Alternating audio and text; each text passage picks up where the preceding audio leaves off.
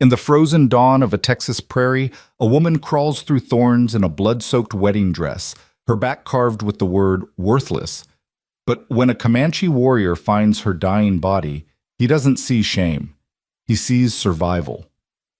This is the story of Lila Carter, who was thrown away like trash by the man who vowed to love her, only to discover that sometimes salvation comes from the hands you were taught to fear. Stay with me until the very end, and drop a comment with your city so I can see how far Lila's story has traveled across this world. The thorn bush tore another strip of silk from what used to be a wedding dress, and Lila Carter didn't even flinch anymore. Pain had become a language she spoke fluently now, every nerve in her body screaming in a dialect of agony that needed no translation. The white fabric, once pristine as snow on her wedding day 3 months ago, now hung in ribbons of rust brown and deep crimson, dragging through the dust like the train of some hellish gown designed for a bride descending into the underworld. She couldn't remember when she'd stopped walking and started crawling. Somewhere between the moment Jacob and his brothers had thrown her from the wagon and the point where her legs simply refused to obey her anymore, the distinction had blurred into irrelevance. What mattered now was the mesquite tree she could see perhaps 100 yards ahead, its twisted branches promising shade, though whether she sought shelter from the merciless sun or simply a dignified place to die, she couldn't say. The Texas prairie stretched endlessly in every direction, a sea of buffalo grass and prickly pear that rolled toward horizons shimmering with heat even though dawn had barely broken. The sky above wore that particular shade of pale gray that comes just before sunrise, when the world holds its breath between darkness and light, and for a moment Lila wondered if she'd ever see the sun again. The thought didn't frighten her the way it should have. Her hands, torn and bleeding from dragging herself across ground studded with thorns and sharp stones, found purchase on a clump of prairie grass. She pulled. Her body moved forward perhaps 6 inches. She reached again. Another 6 inches. The mathematics of survival reduced to fractions so small they seem meaningless. Yet she continued because stopping felt too much like surrender, and somewhere in the shattered remnants of her spirit, a tiny flame still flickered with something that might have been defiance. The smell hit her before the sound did, that distinctive stench of death and decay that makes the stomach clench and the throat close. Somewhere nearby, something had died. The wind shifted and she heard them, the heavy flap of wings, the hissing squabble of vultures quarreling over carrion. Her vision swam, darkening at the edges, and for a terrifying moment she wondered if the thing that had died was her, if she was already a ghost crawling through a landscape of memory. But ghosts didn't hurt like this. Ghosts didn't feel the fire that consumed her back, where Jacob had pressed the branding iron against her skin while his brothers held her down. Ghosts didn't taste blood and dust and the copper tang of despair. "Please," she whispered to the empty prairie, to the God who had abandoned her, to anyone or anything that might be listening. "Please just let it end." The universe, as it often does, answered, but not in the way she expected. The hoofbeats came as a distant thunder, rhythmic and growing louder, and Lila's remaining instincts screamed at her to hide. She rolled toward a cluster of prickly pear, ignoring the spines that bit into her flesh, adding new wounds to the catalog of injuries her body already bore. She pressed herself flat against the earth, her cheek against dirt that smelled of sage and ancient stone, and held her breath as the rider approached.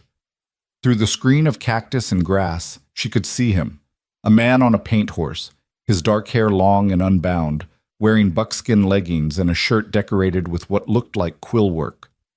Everything she'd been taught since childhood, every sermon and warning and whispered horror story, compressed into a single word that her mind screamed even though her lips remained sealed: Comanche. Jacob's voice echoed in her memory. "They're devils, Lila. Savages who'll do things to a white woman that'd make your hair turn white. You ever see one, you pray for death before they touch you." She found herself doing exactly that, praying for death, but not for the reasons Jacob had intended. Let this warrior kill her quickly. Let it be a blade or a bullet, swift and merciful. Anything was better than crawling through this wilderness waiting for thirst or exposure or wild animals to claim her slowly. The horse stopped so close she could smell it.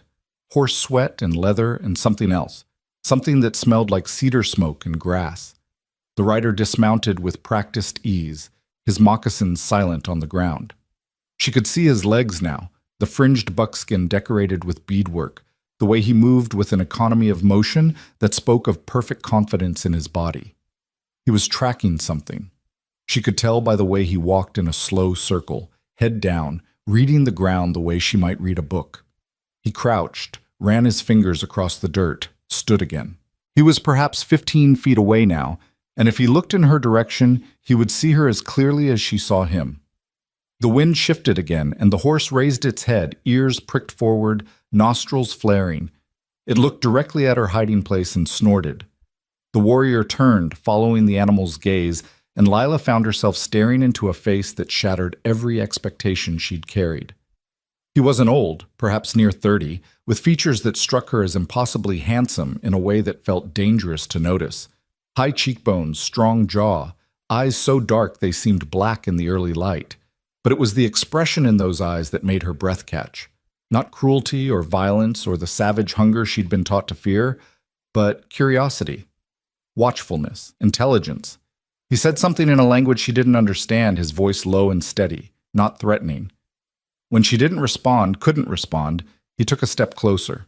Lila's hand scrabbled against the ground, searching for something, anything to use as a weapon. Her fingers closed around a rock the size of her fist.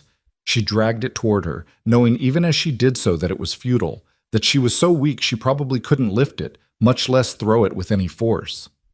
"Please," she heard herself say, her voice a ruined croak that barely qualified as human speech. "Please, just make it quick." The warrior froze. His head tilted slightly, and she realized he'd understood her words, or at least understood that she'd spoken. He crouched down, lowering his center of gravity in a way that made him less threatening, though she noted with the clarity that comes from absolute helplessness that he could still reach her before she could move an inch. He spoke again, and this time she caught fragments that sounded almost like English, though heavily accented and shaped by a different tongue. "No harm," he said, or something like it. "No harm to you." She wanted to laugh at the absurdity of it. Here she lay dying in the thorns, her back carved with her husband's assessment of her worth, and this stranger promised no harm, as if there was anything left to harm. But laughter required breath she didn't have, energy that had fled her body along with too much blood. He moved closer, and now she could see his eyes more clearly. They weren't black after all, but a brown so deep it drank the light, and they were studying her with an intensity that made her feel simultaneously exposed and, impossibly, seen. Not as an object or a possession or a problem to be solved, but as a person. When was the last time someone had looked at her that way? Had anyone ever? "Water," he said, clearly this time, and made a drinking motion with his hand. "You need water, yes?" She tried to nod, but even that small movement sent spikes of agony through her neck and shoulders. The warrior, Kaya, though she wouldn't learn his name until later, seemed to understand. He rose and walked back to his horse, moving out of her limited field of vision. She heard him rummaging through something, the soft clink of items being moved, and then he returned carrying a water skin decorated with beadwork. He knelt beside her, maintaining that careful distance, and held up the water skin where she could see it. "I come closer now," he said, pronouncing each word with deliberate care. "To give water, not to hurt. You understand?" She managed a tiny sound that might have been agreement. What choice did she have? If he meant to kill her, at least she'd die with water on her lips instead of dust. Kaya moved to her side and gently, so gently it made her want to weep, slipped one arm beneath her shoulders and lifted her just enough that she could drink without choking. The water skin touched her cracked lips, and the first drop of water that hit her tongue felt like resurrection. She drank greedily, desperately, until he pulled the skin away. "Slow," he said. "Too fast, you sick. Small drinks. Yes?" He let her have 3 more small sips before he carefully lowered her back down. As he did, his hand brushed against her back, and she screamed, a raw animal sound that sent birds scattering from nearby bushes. Kaya jerked back, his eyes wide, and she saw something flash across his face that she couldn't name. He said something rapid in his own language, then seemed to force himself to calm. He moved around her carefully, and she realized he was trying to see her back. "No," she gasped, trying to curl in on herself. "Don't look. Please don't look." But he was already looking, and the expression that transformed his face made something in her chest crack open. It wasn't disgust or pity or morbid curiosity. It was rage, pure, cold, controlled fury that made the air around him seem to vibrate with barely contained violence. He spoke again in his language, words that sounded like curses even though she couldn't understand them. Then he forced his voice back to that careful, deliberate English. "Who did this? Who hurt you this way?" "My husband," she whispered, and saying it out loud made it real in a way it hadn't been before. "My husband and his brothers. They said I was worthless. They made sure everyone would know." She felt rather than saw him processing this information. When he spoke again, his voice had dropped even lower, vibrating with something that might have been a promise or a threat.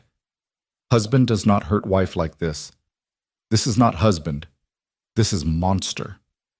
The word monster hung in the air between them, and Lila felt a laugh bubble up from some hysterical place inside her. Jacob, with his fine suits and his Bible and his position in San Antonio society, called this man savage. But it was Jacob who had held her down while his brothers took turns with the branding iron. Jacob who had thrown her from the wagon like garbage. Jacob who had told her that no one would believe her even if she survived to tell the tale. "I'm going to die out here," she said, and it was simply a statement of fact, delivered without emotion because she had no emotion left to give it. That's what they wanted. That's what's going to happen. "No." Kaya said the word with such finality that it cut through the fog of resignation that had settled over her. "No, you will not die today. I will not permit it." "You can't stop it," she said. "You can't stop any of it. It's already done." He leaned closer, and she found herself looking into those deep eyes, seeing something there that she hadn't seen in any human face in so long she'd forgotten it existed. Hope, determination, the kind of absolute certainty that can move mountains or save dying women in the thorns. "I am Kaya," he said, "of the Penateca Comanche, and I am very good at stopping things that others think cannot be stopped. Now I will pick you up, and it will hurt, and you may scream or hit me or curse, and this is acceptable. But I will not leave you here to die. Do you understand?" She wanted to tell him it was useless, that she was too broken, that death had already claimed her, and it was just a matter of time before her body accepted what her spirit already knew. But there was something in his face, in his voice, that made argument impossible. "It hurts," she whispered instead. "I know," he said, and the gentleness in those two words nearly broke her. "It will hurt more before it hurts less. But you have survived this long. You can survive a little longer." He moved then, positioning himself with clear expertise, and she realized he'd done this before. Carried injured people, assessed the best way to move someone in pain. His arm slid beneath her knees while the other supported her shoulders, carefully avoiding the wounded expanse of her back. "Ready?" he asked. She wasn't. She would never be ready, but she nodded anyway, and he lifted her as if she weighed nothing at all.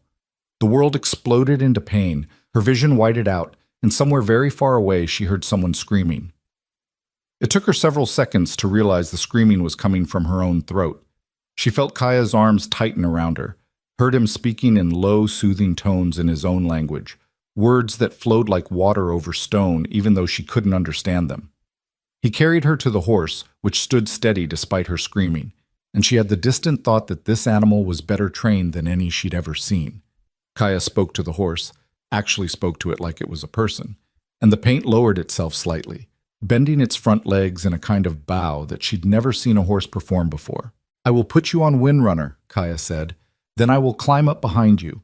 You will lean against me, and I will hold you so you do not fall. The ride will not be long, but it will be painful, you understand?" She managed a tiny nod, though consciousness was starting to slip away again, darkness creeping in from the edges of her vision like floodwater. Kaya lifted her onto the horse with movements so careful and precise they must have been choreographed. She felt the solid warmth of the animal beneath her, felt Kaya swing up behind her with athletic grace, felt his arms come around her to hold the reins while simultaneously keeping her upright. "Lean back," he said softly. "I have you. You cannot fall." She let herself fall back against his chest, feeling the solid warmth of him, the steady rhythm of his breathing. His arms formed a cage around her that felt nothing like a trap and everything like safety. And that couldn't be right. That went against everything she'd been taught. But she was so tired and it hurt so much, and she just wanted to rest. "Where are you taking me?" she managed to ask as the horse began to move, its gait so smooth it barely jostled her at all. "To my camp," Kaya said. "To the healers, to safety." "They'll come looking for me," she whispered. "Jacob will come. He'll say you kidnapped me. He'll bring men with guns." She felt Kaya's chest rumble with something that wasn't quite a laugh. "Let them come," he said. "We have been dealing with men like your Jacob for many years. We know how to send them home with their tails between their legs like beaten dogs." Despite everything, the pain, the fear, the certainty that she was hallucinating this entire impossible scenario, Lila felt the corner of her mouth twitch in something that might have been a smile. "Why are you helping me?" she asked as the prairie rolled by beneath them, the sun finally cresting the horizon in a blaze of gold and pink that hurt to look at.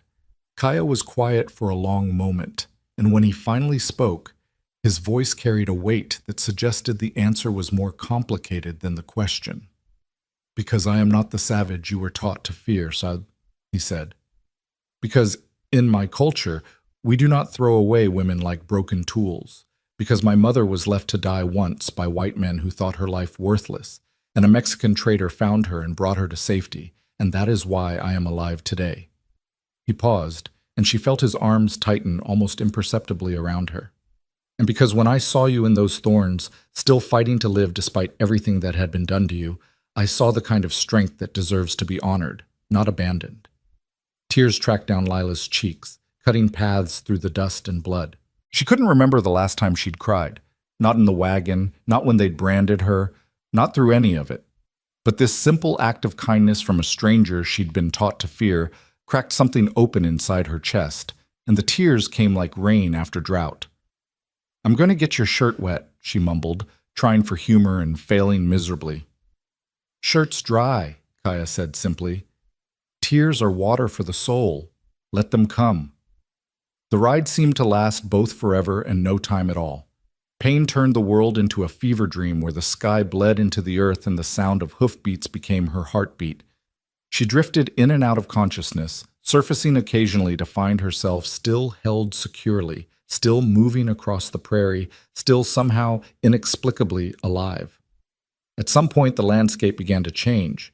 She became aware of trees, real trees, not just the scattered mesquite and scrub oak, but cottonwoods and willows that spoke of water. The sound of the horse's hooves changed too, going from the soft thud of grass to something harder, and she realized they were crossing stone. "Almost there," Kaya said, his voice close to her ear. "Stay with me a little longer." She tried to focus, forcing her eyes to open when they wanted to stay closed. Through the haze of pain and exhaustion, she saw what looked like a small valley nestled between low hills, a creek winding through its center. And along the creek, she saw them.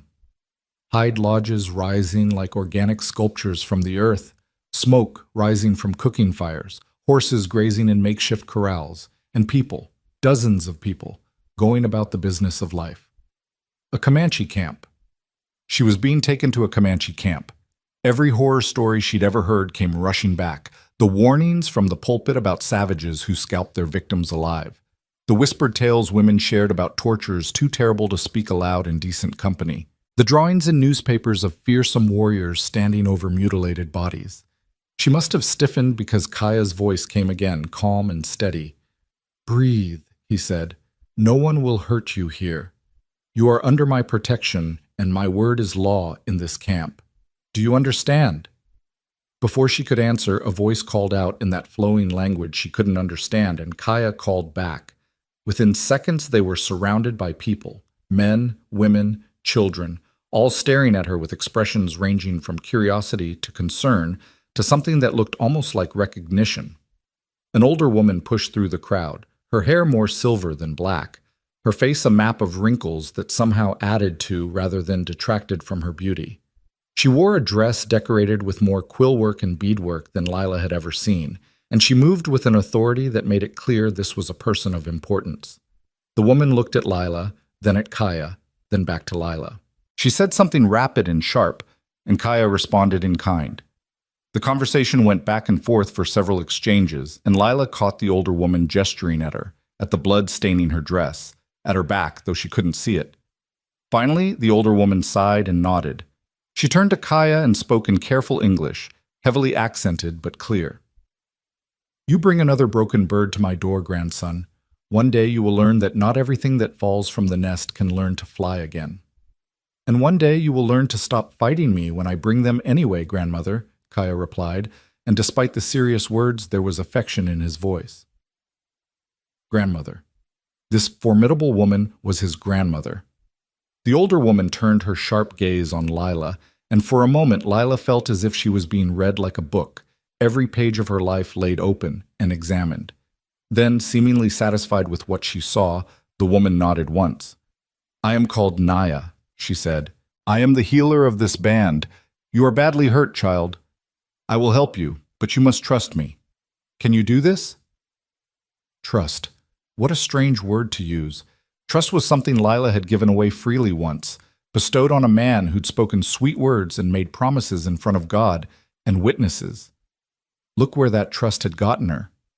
But as she looked at Naya's weathered face, at the strength and certainty in those dark eyes, at Kaya still holding her like she was something precious rather than garbage, she found herself nodding. I don't have much choice, do I? She whispered. Naya's lips curved in what might have been a smile. There is always choice, child, even when we think we have none. You chose to survive this long. You chose to let my grandson help you. These are not small choices. She turned and barked orders in her own language, and immediately people began moving with purpose. Kaya dismounted with that same fluid grace, then carefully lifted Lila down. Two younger women appeared at his side, both dressed in buckskin dresses decorated with shells and beads, both regarding Lila with expressions of sympathy that made her throat tight. This is Morning Star, Kaya said, gesturing to the taller of the two, a woman perhaps in her mid-20s with hair so long it nearly reached her waist. And this is Bluebird. The second woman was younger, maybe 20, with a round face and eyes that sparkled with barely contained curiosity. They will help grandmother with your care, Kaya continued. They do not speak much English, but they are gentle and skilled. You will be safe with them. Where will you be? Lila asked, and hated the panic that crept into her voice. This man was a stranger. She'd known him for perhaps an hour. But he'd saved her life and held her with kindness, and the thought of him leaving filled her with a terror that defied logic. Kaya met her eyes, and she saw understanding there. I will be close, he said. I must tend to Windrunner and speak with my uncle about what has happened, but I will not go far. If you need me, you call my name and I will hear you. Yes? She nodded, not trusting her voice. Naya said something sharp, and Morning Star and Bluebird moved to either side of Lila, supporting her weight between them. Together they began walking toward the largest of the lodges, a structure perhaps 15 feet in diameter, with smoke rising from the peak. Lila looked back once and found Kaya watching her, his face unreadable in the morning light. Then the women were guiding her through the entrance of the lodge, and she stepped from the familiar world she knew, no matter how cruel it had been, into something entirely unknown. The interior of the lodge was dim and cool, the walls lined with what looked like woven mats and decorated hides. A fire burned in the center, the smoke rising to escape through the opening at the top. The smell was unfamiliar, sage and cedar and something medicinal she couldn't name, but not unpleasant. They laid her down on a pile of buffalo robes, and the softness of it made her want to weep. After days in the wagon and hours on the ground, the simple comfort of something yielding beneath her body felt like the greatest luxury imaginable. Naya knelt beside her, those keen eyes assessing. The dress must come off, she said. I must see all your wounds to know how to treat them. The girls will help. This is acceptable? Lila wanted to say no, wanted to keep the torn dress as armor, wanted to hide the full extent of her shame. But she found herself nodding because what did modesty matter now? Let them see. Let them be horrified. Let them understand exactly what kind of monster wore a man's face and called himself a husband. Morning Star and Bluebird began working at the remains of her dress with gentle fingers, cutting away fabric that had dried to wounds, peeling back layers of ruin. Every movement brought fresh agony, and Lila bit her lip until she tasted blood, determined not to scream again. When they finally removed the last piece of cloth, she heard Morningstar's sharp intake of breath. Bluebird said something that sounded like a prayer or a curse, and Naya was silent for a long moment before she spoke. "The men who did this," she said quietly, "they are not men. They are demons wearing human skin.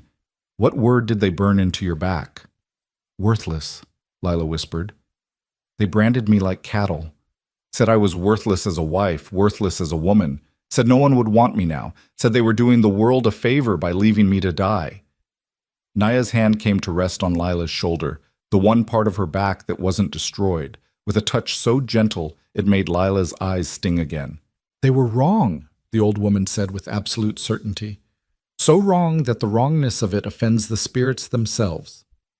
You are here, child. You survived what they did. That alone proves you are anything but worthless." She began giving orders in her language again, and Morningstar and Bluebird scattered, returning moments later with bowls and bundles and implements Lila couldn't identify. Naya began mixing something in a bowl, crushing leaves and roots with practiced efficiency, adding water until it formed a paste. "This will hurt at first," Naya warned, "but then it will numb the pain and help the wounds heal clean. You must be strong a little longer. Can you do this?" Lila nodded, bracing herself. She'd survived the branding. She'd survived being thrown from the wagon. She'd survived crawling through the thorns. She could survive this too. When the paste touched her back, white-hot agony exploded through her body. She screamed, couldn't help it, and felt hands holding her down, heard voices speaking in soothing tones she couldn't understand. But Naya was right. After the initial fire came a blessed coolness, a numbing that spread across her ravaged skin like mercy itself. "Good," Naya said. "Good, child. The worst is over." But Lila knew that wasn't true. The worst wasn't over. The worst might never be over. Because even if her body healed, even if the wounds closed and the scars faded, how did you heal from knowing that the man who vowed to love and honor you saw you as worth less than the cattle he branded? How did you come back from being thrown away like garbage? She felt consciousness slipping away again. Exhaustion and pain and the medicine all conspiring to drag her down into darkness. As she fell, she heard Naya speaking, the words echoing like they came from very far away. "Sleep now, little one. Sleep and heal. You are safe here. You are valued here. And when you wake, we will teach you something your demons never wanted you to know. That a woman's worth cannot be measured by the men who fail her, only by the strength she carries inside herself." Darkness rose like a tide, and Lila let it take her, surrendering to sleep with the smell of sage in her nostrils and the warmth of the lodge surrounding her like an embrace. When she finally slipped under, she dreamed not of thorns and brands and hatred, but of a paint horse running across a prairie painted gold by sunset, and a voice calling her name in a language she didn't yet understand but somehow knew meant safe. Lila woke to the sound of women singing. The melody was unfamiliar, rising and falling in patterns that felt ancient, as if the song itself had been born from the earth and wind. For a moment she couldn't remember where she was, couldn't place the smoky smell or the warmth surrounding her or the strange softness beneath her body.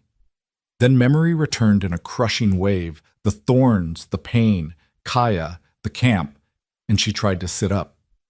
"Easy, easy." Hands pressed gently on her shoulders, and Bluebird's round face swam into focus above her. The young woman was smiling, speaking in her own language, but the tone was soothing. She helped Lila settle back onto the robes and offered her a cup made from what looked like a gourd.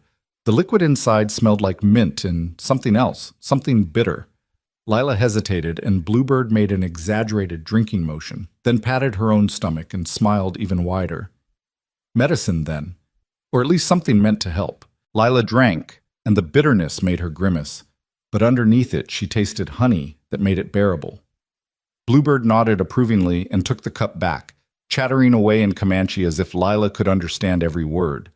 There was something comforting about it, about being spoken to like a person rather than a problem, even if the words themselves remained meaningless. Morningstar entered the lodge carrying a bundle wrapped in soft leather.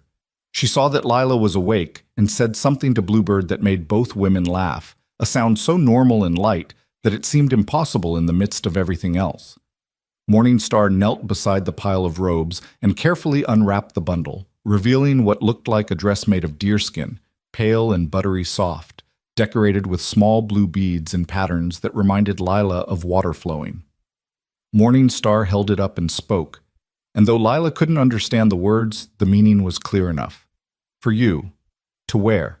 I can't accept this, Lila said, though even as she spoke she realized how ridiculous the protest was. What was she going to wear? The tatters of her wedding dress. It's too fine. I don't deserve... But Morningstar was already shaking her head, her expression firm. She said something else and Bluebird chimed in, both women talking at once until Naya's voice cut through from the entrance of the lodge. They say the dress was made for Morningstar's sister, who crossed to the spirit world 3 winters ago in childbirth, Naya translated as she entered, carrying another bundle. Morningstar says her sister would be honored to have it worn by another survivor, another fighter. To refuse would dishonor her sister's memory. You understand? Lila looked at the dress, at the careful beadwork that must have taken hours, at the softness that spoke of skilled hands and patient work. A gift from the dead to the living, passed through the hands of women who owed her nothing but gave anyway. Thank you, she whispered, and Morningstar's face broke into a smile that transformed her from pretty to radiant. Over the next hour, with more gentleness than Lila thought possible, the 3 women helped her bathe using warm water from the creek and soft cloths that smelled like sage. They washed the blood and dirt from her hair, untangled the matted strands, and worked some kind of oil through it that made it shine like it hadn't in months. They reapplied Naya's medicine to her back, which still hurt but with a distant quality now, as if the pain belonged to someone else. Then came the dress, slipping over her head like water, settling across her shoulders with barely any weight at all. It fit as if it had been made for her, and when Bluebird held up a polished piece of what might have been obsidian to serve as a mirror, Lila barely recognized the woman staring back. Without the ruin of her wedding dress, without the visible markers of what had been done to her, she looked almost human again, almost whole. The dress transformed her from victim to person, and the simple act of being clean, of wearing something beautiful, cracked something open in her chest that she'd thought had been sealed forever. You look like yourself again, Naya said softly. Or perhaps you look like who you were always meant to be, before cruel men tried to break what they could never understand. Before Lila could respond, a voice called from outside the lodge. Male, speaking in English with that same careful pronunciation Kaya used. Grandmother, is she awake? May I enter? Naya smiled, the expression making her look decades younger. My grandson wishes to see that you survived the night. He has been pacing outside this lodge since before dawn like a wolf guarding its den. Should I tell him to keep waiting, or are you ready to face the man who saved your life? Lila's hands went automatically to her hair, trying to smooth it, then felt foolish. What did it matter how she looked? But somehow it did matter, though she couldn't have explained why even to herself. He can come in, she said, and was surprised by how steady her voice sounded. Naya called out in Comanche, and a moment later Kaya ducked through the entrance. In the daylight streaming through the lodge's opening, Lila saw him more clearly than she had before. He was tall, perhaps 6 feet, with shoulders that spoke of strength tempered by work rather than show. He wore different clothes today, leggings and a shirt decorated with what she now recognized as quill work in patterns of red and yellow. His hair was tied back with a strip of leather, and there was something in his face as he looked at her that made her breath catch. Relief. He looked relieved to see her alive, as if her survival mattered to him personally. You are awake, he said, and she heard the smile in his voice even though his expression remained controlled. This is good. Grandmother said you would live, but she has been wrong before. I have never been wrong, Naya said with mock severity. You simply misheard me that one time with the wounded coyote. The coyote died, Grandmother. I said it would die peacefully, and it did. That is not being wrong. That is you not listening carefully. Naya gathered up her bundles and nodded at Morningstar and Bluebird, speaking rapidly in Comanche. The 2 younger women followed her toward the entrance, both glancing back at Lila with expressions that might have been encouraging or mischievous or both. Then they were gone, and Lila was alone in the lodge with Kaya, and the silence stretched between them like something physical. How is your back? He asked finally, moving no closer but watching her with that same intensity she'd noticed before. "It hurts," she admitted, "but less than it did. Your grandmother's medicine is powerful." She learned from her grandmother, who learned from hers, going back to the first people who walked this land. Kaya paused, seeming to wrestle with something. "I came to tell you that I sent scouts to watch the trail. If your husband comes looking for you, we will know before he arrives." The word husband hung in the air between them like poison. Lila felt her hands clench in the soft deerskin of her dress. "He'll come," she said, "not because he wants me back, but because I'm his property. In his mind, in the law's mind, I belong to him like his horse or his house. He won't let that go, even if he tried to kill me." Kaya's jaw tightened. "You are not property. You are a person. This is truth. That's not how the law sees it. That's not how anyone will see it." Lila heard the bitterness in her own voice and hated it. Hated that Jacob and his brothers had reduced her to this, angry and broken and trapped even here, miles from civilization. "When he comes, he'll have papers, marriage certificates, maybe even a warrant claiming you kidnapped me. The army will side with him. They always side with white men against—" She stopped herself, but too late. The word hung unspoken between them. "Against savages?" Kaya finished, and there was no heat in his voice, only a tired acknowledgement of reality. "You were taught to fear us, to see us as animals. This is what your people do. They make us into monsters so they can take our land and kill our families and sleep well at night. I understand this. I do not like it, but I understand it." "I'm sorry," Lila whispered. I don't think you're monsters. Not after what you've done for me. But they will. Jacob will. And he has the law on his side." Kaya moved then, crossing the lodge to sit near her but not too close, respecting the distance even as he leaned forward with his forearms resting on his knees. "Let me tell you a story," he said. "When I was 16 winters old, the Texas Rangers came to our winter camp. They had papers too, papers that said we were on land that belonged to white ranchers, even though our people had lived on that land since before white men knew this country existed. They killed my father and 2 of my uncles. They took the women and children prisoner, planning to move us to a reservation." His voice remained steady, but Lila could see the tension in his shoulders, the way his hands clenched and released as he spoke. "My mother was one of those women. I watched them tie her hands and put her on a wagon with my little sister. I was hiding in the rocks. My father had told me to run and hide, and like a coward, I did." He paused, and when he continued, his voice was softer. "A Mexican trader named Rodrigo was traveling with the Rangers, selling supplies. He saw my mother, saw how roughly they treated her, and he did something I still do not fully understand. He bought her and my sister from the Rangers, paid actual money for them like they were goods. Then he took them away from the soldiers and brought them to a friendly Comanche band 2 days' ride away. He freed them. He saved them." Lila found herself leaning forward, drawn into the story despite herself. Why? Why would he do that? I asked him that once, years later, when I finally had a chance to thank him. Kaya's lips curved in a small smile. He said, "Because I saw a woman who loved her daughter, and that kind of love deserves to live. Because sometimes the law is wrong, and a man must choose between being legal and being human. I chose human. That is why I picked you up from the thorns, Lila Carter. Not because the law says I should. The law would say I should have left you to die, or worse, but because I choose to be human." The way he said her name, with that slight accent that softened the L and drew out the A, made it sound like something new, like she was being christened into a different life. "What happened to Rodrigo?" she asked. "He is still alive, still traveling the trade routes, still being more human than most men I have known. He comes to our camp sometimes, brings news from the settlements, takes our goods to sell in San Antonio." Kaya's expression grew serious again.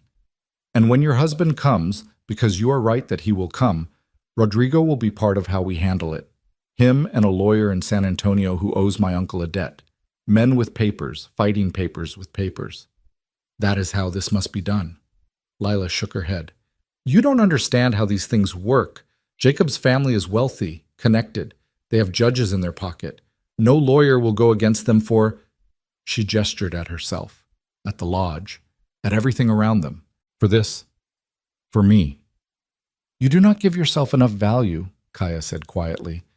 But that will change. Time and safety will teach you what cruelty tried to destroy, that you are worth fighting for. Before she could respond, voices rose outside the lodge, urgent, speaking rapid Comanche. Kaya was on his feet instantly, moving to the entrance. An older man appeared, speaking quickly, and even without understanding the words, Lila could hear the warning in his tone. Kaya turned back to her, and his face had transformed into something harder, more dangerous. Your husband has come faster than we expected. He rides with 6 men, all armed. They are 2 miles from camp, approaching from the east. He paused, measuring his words. You have a choice to make, Lila Carter. You can hide in this lodge while we send them away. Or you can face him, with us beside you, and take back the power he tried to steal. Lila's heart hammered against her ribs. Face Jacob. Face the man who had held her down while his brothers burned her skin. Face the monster in a man's suit who had thrown her away to die. Every instinct screamed at her to hide, to make herself small, to survive by being invisible the way she'd learned to survive in his house. But something else was rising in her chest, something hot and sharp, that felt like rage mixed with desperation, mixed with the simple, stubborn refusal to let him win. If I hide, she said slowly, he'll tell everyone I was kidnapped. He'll use it as an excuse to bring soldiers back to destroy this place. People will die because of me. That is possible, Kaya acknowledged, but it is not your fault. The evil men do in the name of possessing women cannot be placed on the shoulders of the women themselves. But if I face him, if I tell him in front of witnesses that I left him, that I choose to stay here, then you become a woman who abandoned her husband for savages, and his story becomes one of a betrayed man instead of a violent one. Kaya crossed back to her, and this time he did close the distance, kneeling so they were eye to eye. There is no choice here that does not have consequences. You must decide which consequences you can live with. What do you want, Lila? Not what is safe, not what is expected, but what do you want? The question hit her like a physical blow. What did she want? When was the last time anyone had asked her that? When was the last time her wants had mattered at all? I want him to know he didn't break me, she heard herself say. I want him to see me alive and whole and choosing to walk away from him. I want him to know that his worthless wife survived everything he did and found people who saw her value even when he couldn't. Something fierce and approving flashed in Kaya's eyes. Then that is what we will give you. Can you stand? Can you walk? She nodded, and he helped her to her feet. The movement pulled at her back, sent spikes of pain through her shoulders, but she gritted her teeth and stayed upright. Kaya kept his hand on her arm, steadying but not controlling, and together they walked to the entrance of the lodge. Outside, the camp had transformed. Warriors stood in a loose semicircle, armed with rifles and bows, their faces painted with designs she didn't understand but that clearly meant something. Women gathered behind them, some holding children, all watching with expressions that ranged from curiosity to concern.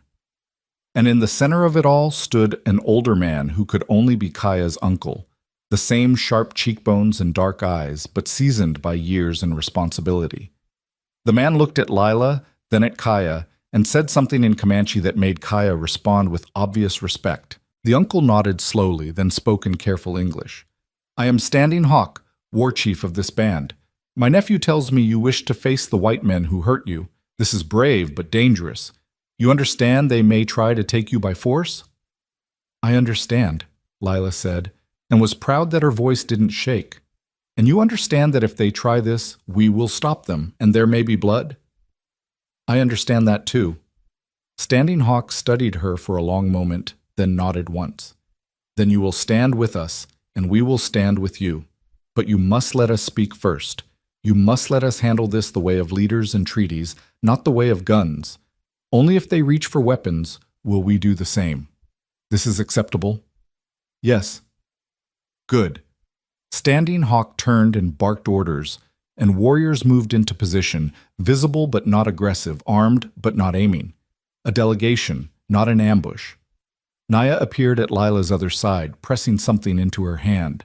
Lila looked down and saw a knife in a beaded sheath, small but wickedly sharp. Just in case, the old woman said softly. You have been thrown away once. You will not be taken against your will again, not while we draw breath. The sound of approaching horses echoed across the prairie, and Lila's stomach clenched. She knew that rhythm, Jacob's big bay gelding, the one he loved more than he'd ever loved her. The horse that ate better than she had some weeks, that slept in a clean stall while she slept in a room that leaked when it rained.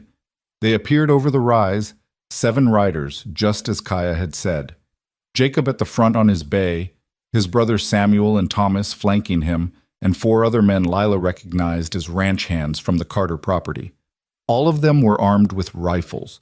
All of them were scanning the camp with expressions that mixed fear and aggression in equal measure.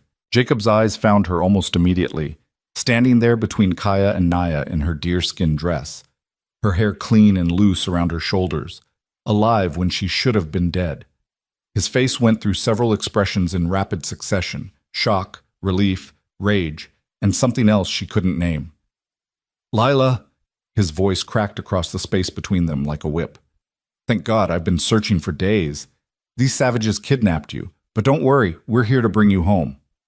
The lie was so smooth, so practiced, that for a moment Lila almost believed it herself. This was the Jacob who spoke in church, who smiled at neighbors, who presented the face of a respectable businessman to the world. Not the Jacob who held a branding iron or threw his wife from a moving wagon.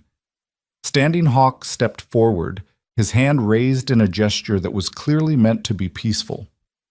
"I am Standing Hawk. The woman came to us wounded and dying. We gave her shelter and healing. No one has kidnapped anyone." "You expect me to believe that?" Jacob's voice dripped with scorn. "My wife disappears from our home, and I find her here, dressed like one of you, clearly being held against her will. I have every right to take back what's mine." What's mine? Not who, but what? Property, possession. Lila felt something snap inside her chest, something that had been bent and strained but not quite broken until this moment. She stepped forward, out from between Kaya and Naya, ignoring the pain that lanced through her back. "I'm not yours," she said, and her voice carried across the camp clear and strong. "I was never yours, Jacob. I was a human being you fooled into trusting you, and then you tried to destroy me when I couldn't give you what you wanted." Jacob's face flushed red. "Lila, you don't know what you're saying. You're clearly confused, probably drugged. These savages have—" "Stop calling them that!" The words exploded from her with enough force to make Jacob's horse sidestep. "They saved my life. They gave me medicine and clothes and kindness, while you and your brothers held me down and branded me like an animal, while you threw me from a wagon and left me to die in the wilderness."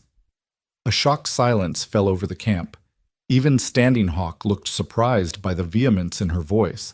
But Lila wasn't done, couldn't be done, because 3 months of silence and swallowed words were pouring out of her like floodwater. "You want to know what happened, Jacob? You want to tell everyone how you're the victim here?" She reached back and with Naya's help pulled the dress down just enough to expose the top of the brand on her shoulder. "You did this. You and Samuel and Thomas. You burned your verdict into my skin because I couldn't give you a son, because I had the audacity to be barren, as if that was somehow a choice I made instead of just biology. And when even that wasn't enough to satisfy your cruelty, you threw me away." Jacob's jaw worked, but no sound came out. His brothers looked at each other uncomfortably. One of the ranch hands was staring at the ground as if he wished it would swallow him. "I should have died out there," Lila continued, and she felt tears streaming down her face but didn't care. "That's what you wanted. That's what you planned. But Kaya found me. He brought me here. These people, these savages you despise, they treated me with more humanity in one day than you showed me in 3 months of marriage. So no, Jacob, I won't go with you. I won't let you take me back to that house where every room smells like my own fear. I choose to stay here, with people who see me as a person instead of property." "You can't choose that." Jacob's horse danced as his hands tightened on the reins. "You're my wife. We're married in the eyes of God and the law. You belong—" "I belong to myself," Lila shouted. "The only person who ever had the right to decide my future was me. And I gave that away once because I believed your lies about love and protection. I won't make that mistake again." Jacob's hand moved toward the rifle on his saddle, and instantly every Comanche warrior raised their weapons. The click of hammers being pulled back echoed like thunder, and Jacob froze. Standing Hawk's voice cut through the tension like a blade. You will not touch your weapon. You will not touch this woman. She has claimed sanctuary with our band, and we have granted it. This is treaty land recognized by the Republic of Texas itself. You have no authority here. Treaty land? Jacob laughed, but it sounded hollow. Those treaties aren't worth the paper they're written on, and everyone knows it. Perhaps, Standing Hawk acknowledged, but we have witnesses here, white witnesses who trade with us, and who will testify that this woman came to us wounded and chose to stay of her own free will. We have a healer who can document every injury she bears. We have warriors who will swear before any judge that no force was used to keep her here. What do you have, white man? A story about a kidnapping that no one saw? A wife who publicly refuses you? Go ahead, try to take her. But know that if you do, the blood will be on your hands, and there are men in San Antonio who would be very interested in hearing the full story of how your wife came to be branded and abandoned. Jacob's face had gone from red to pale. His eyes darted between Lila and Standing Hawk and the circle of armed warriors. She could see him calculating, weighing his options, trying to find a way to win. This isn't over, he said finally, his voice low and threatening. I'll be back with the army. I'll have papers. You'll do what you must, Standing Hawk interrupted, and we will be ready. But understand this. If you return with soldiers, you return with an army to capture one woman who has publicly refused you. You return looking like a man so weak he needs guns to control his wife. Is that the story you want spread across San Antonio? The story of Jacob Carter, who couldn't keep a woman even when the law said she belonged to him? The shot landed. Lila could see it in the way Jacob's hands tightened on his reins, in the way his brothers suddenly found the horizon very interesting. Pride and reputation were everything to men like Jacob. The thought of being mocked, of being seen as weak, was almost worse than the thought of losing her. Keep her then, Jacob spat, and the venom in his voice made something cold settle in Lila's stomach. Keep the barren bitch. She's worthless anyway, just like I told her. You'll figure that out soon enough. He wheeled his horse around and spurred it back toward the rise. His brothers and the ranch hands followed, though one of the hands looked back once with an expression that might have been sympathy or shame or both. They watched until the riders disappeared from view, and only then did Lila feel her legs start to shake. Kaya was beside her instantly, his arm supporting her weight as her knees buckled. I've got you, he said softly. You can let go now. You were so strong. You can rest. But Lila was laughing and crying at the same time, great heaving sobs that shook her whole body. I told him no, she gasped out between sobs. I told him no, and he left. He actually left. You were magnificent, Naya said, appearing on her other side. Like a winter storm, beautiful and terrible and impossible to ignore. Your spirit is strong, child, stronger than those men could ever be.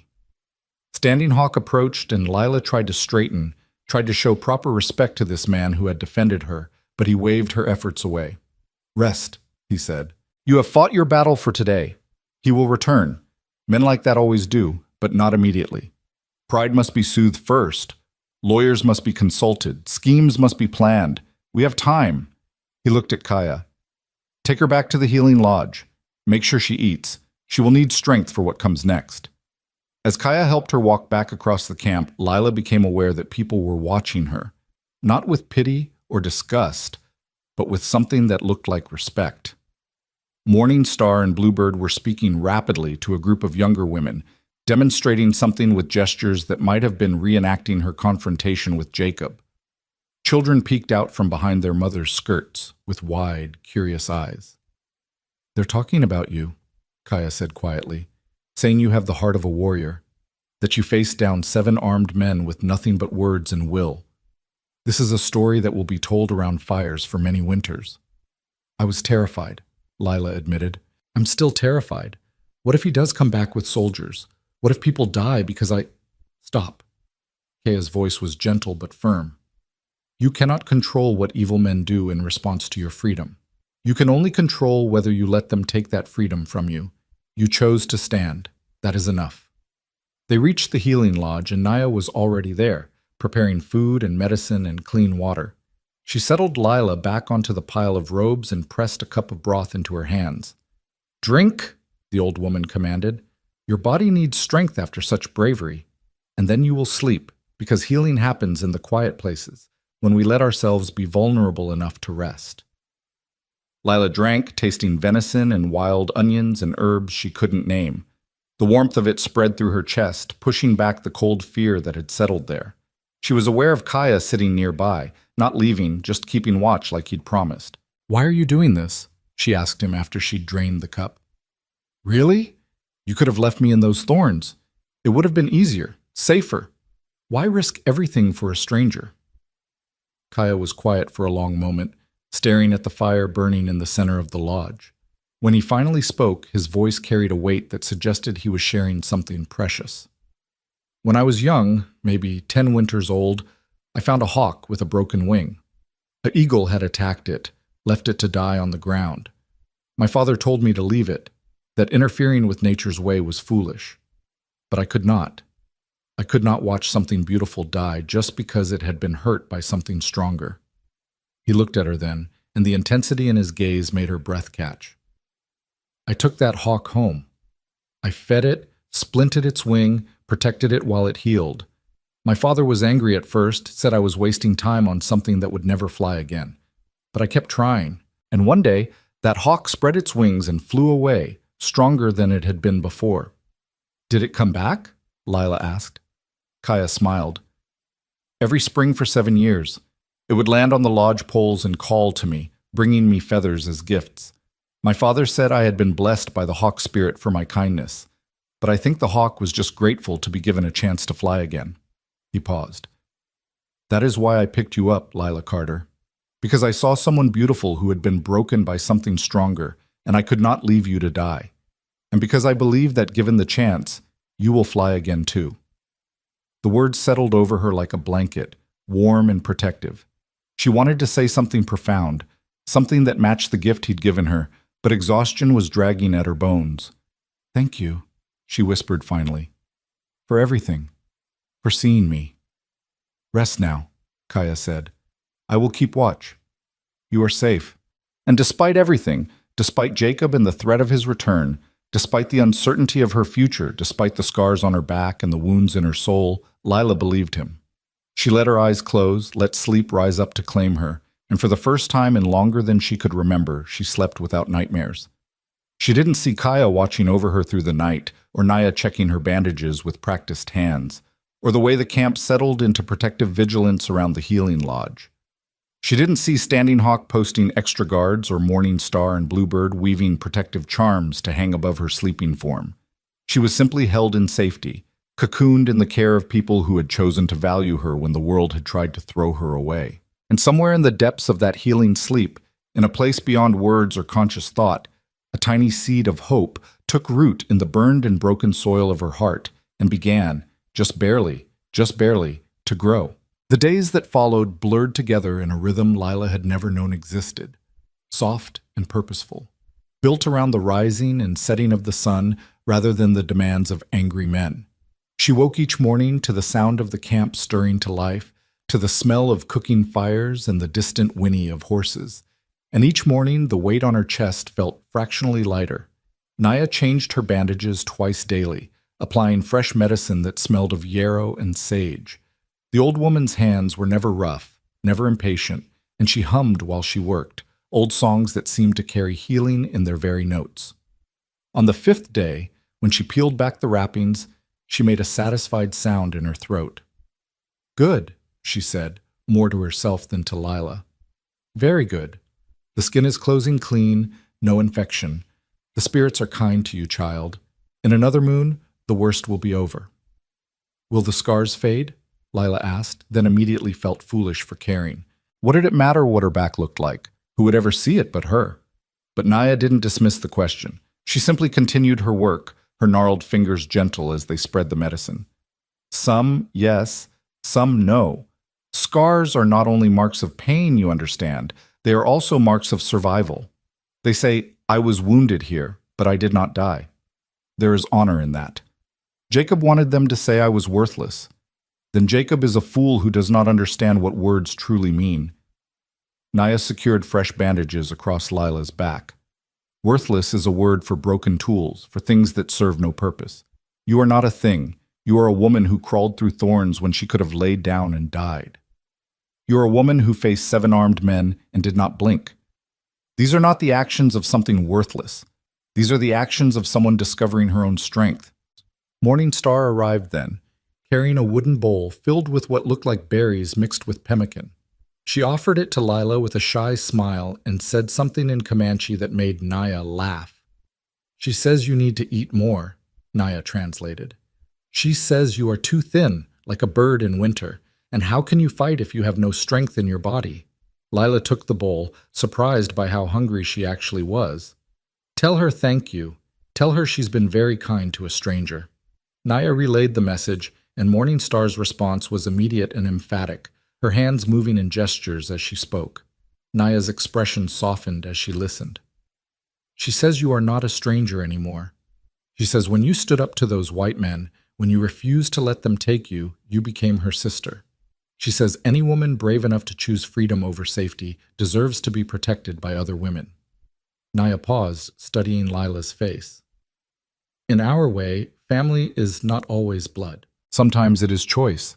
Morning Star has chosen you as sister. This is a great honor." Something hot pressed behind Lila's eyes.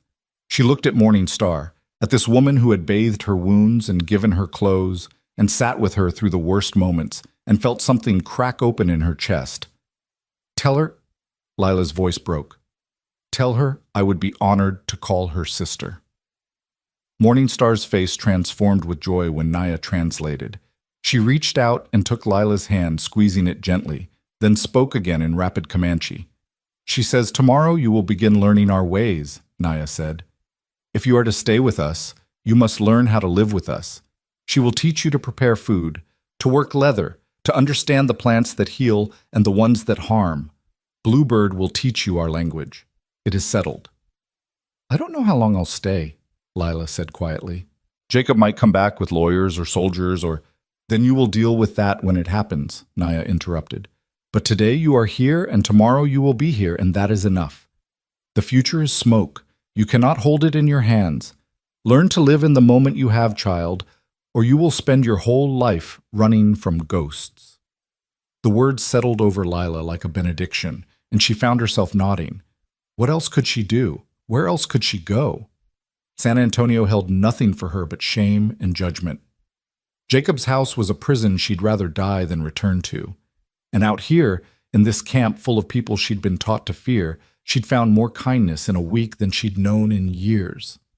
That afternoon, Bluebird arrived with a leather bag full of items and a determined expression. She settled cross-legged beside Lila and began pulling things out, a piece of tanned hide, an awl, sinew thread, beads in various colors. She held up the hide and said something, tapping it with her finger. "Naki," Bluebird said clearly, then repeated it. "Naki." "Naki," Lila echoed, and Bluebird's face lit up. She pointed to the awl. "Tosabitu." "Tosabitu."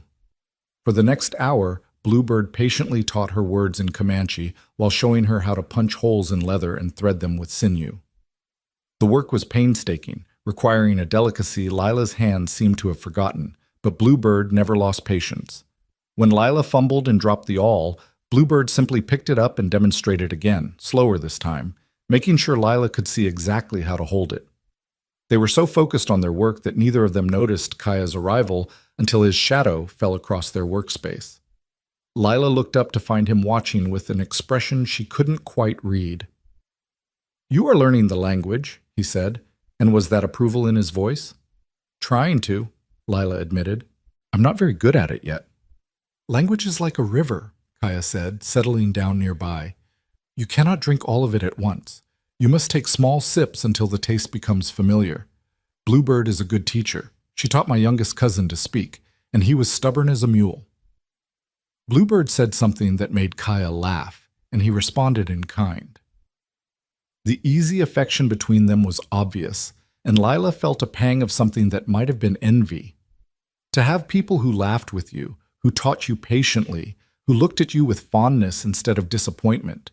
When had she last experienced that? I brought you something, Kaya said, switching back to English.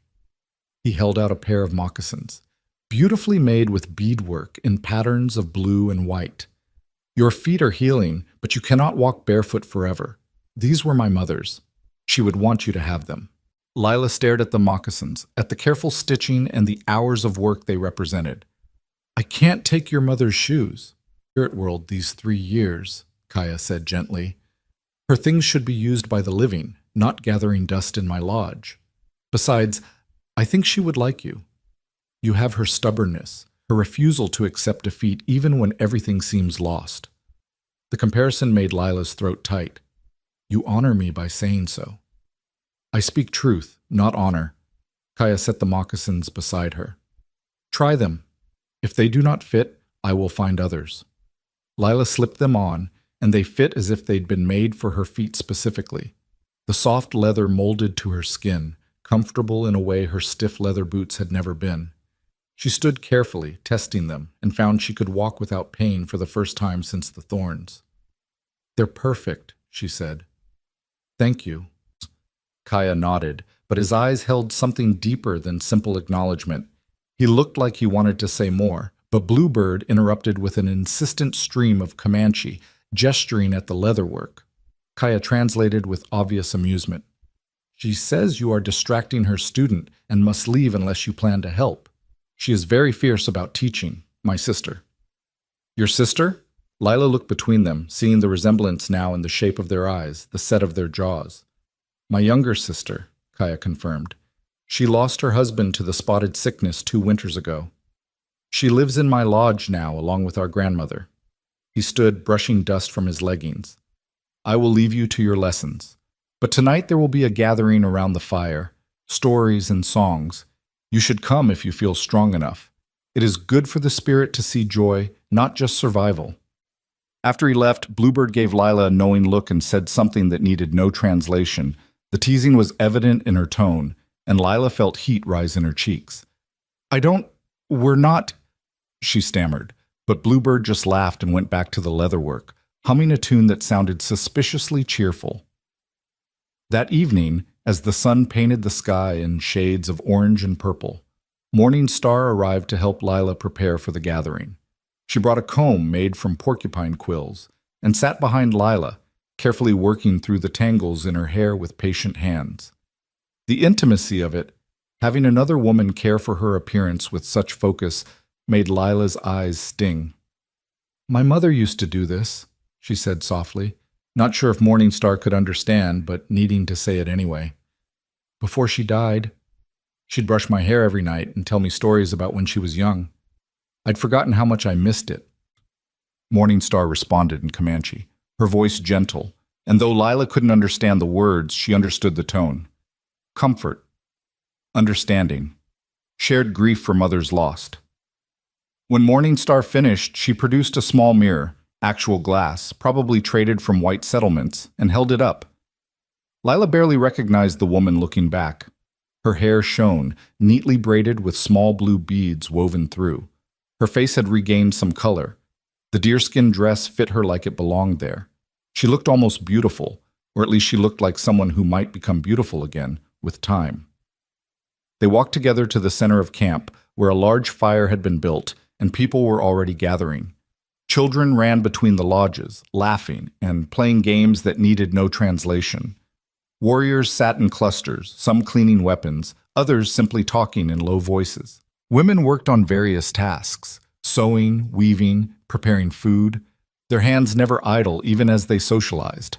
Naya waved them over to a spot near the fire, and Lila settled onto the buffalo robe that had been laid out.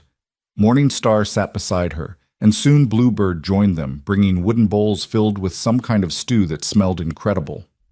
Eat, Naya commanded, handing Lila a bowl and a carved wooden spoon. You need strength, and my daughter makes the best buffalo stew in 3 bands. Lila looked at Morning Star with surprise. Your daughter? I birthed her from my body, yes, Naya said with obvious pride.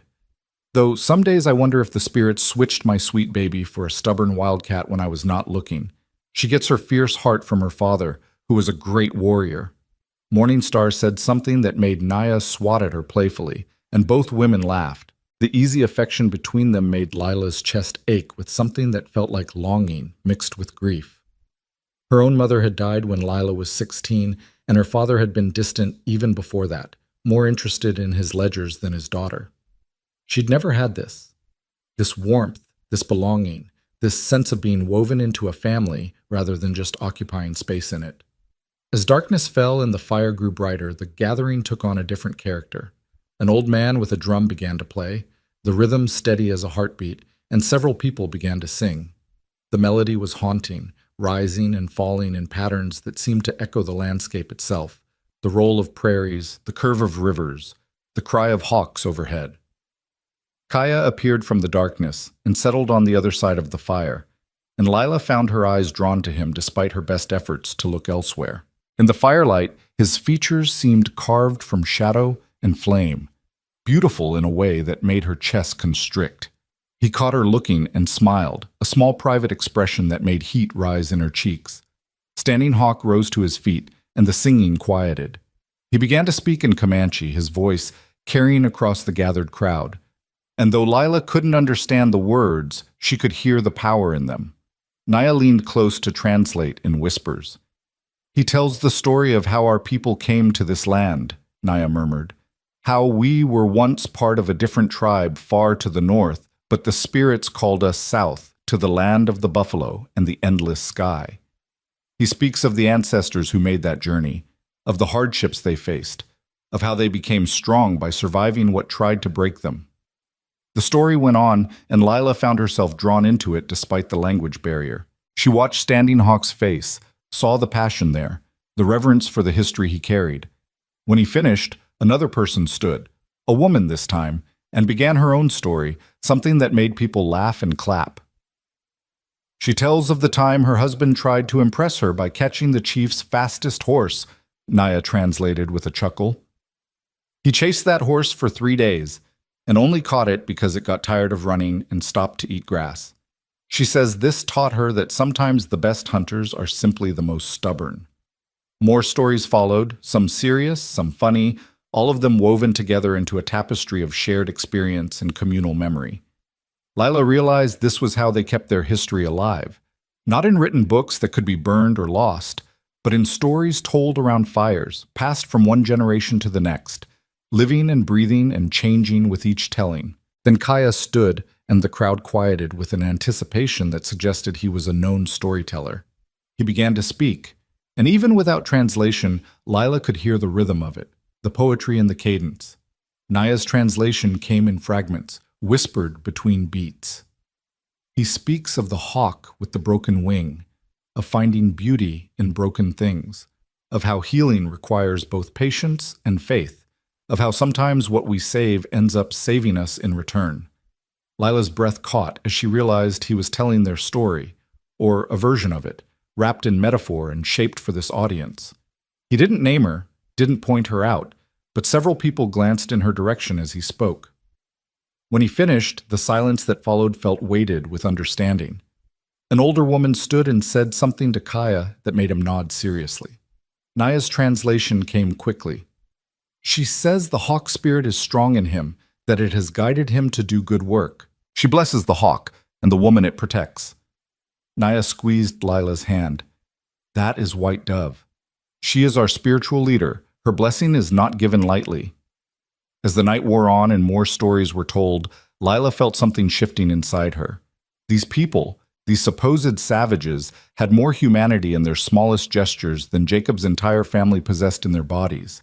They cared for each other, celebrated each other, held each other up in times of trouble. They made space for a broken white woman without demanding she earn her place. They simply gave because giving was what people did for each other. The gathering continued late into the night, but eventually Naya noticed Lila swaying with exhaustion. She stood, pulling Lila up with her. "Enough for your first night," the old woman said. "Your body needs rest more than your spirit needs stories. Come, Morningstar will walk you back to the healing lodge." But before they could leave, Kaya appeared at Lila's side. "I will walk with her," he said to Naya. "You should stay and hear Thundercloud's story about the time he accidentally courted the wrong sister. It is very funny."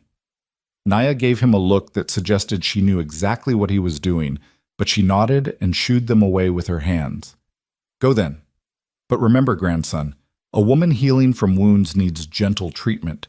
Do not rush what must unfold in its own time." Kaya's ears reddened slightly, but he simply offered Lila his arm. She took it, grateful for the support as her tired legs carried her away from the fire's warmth.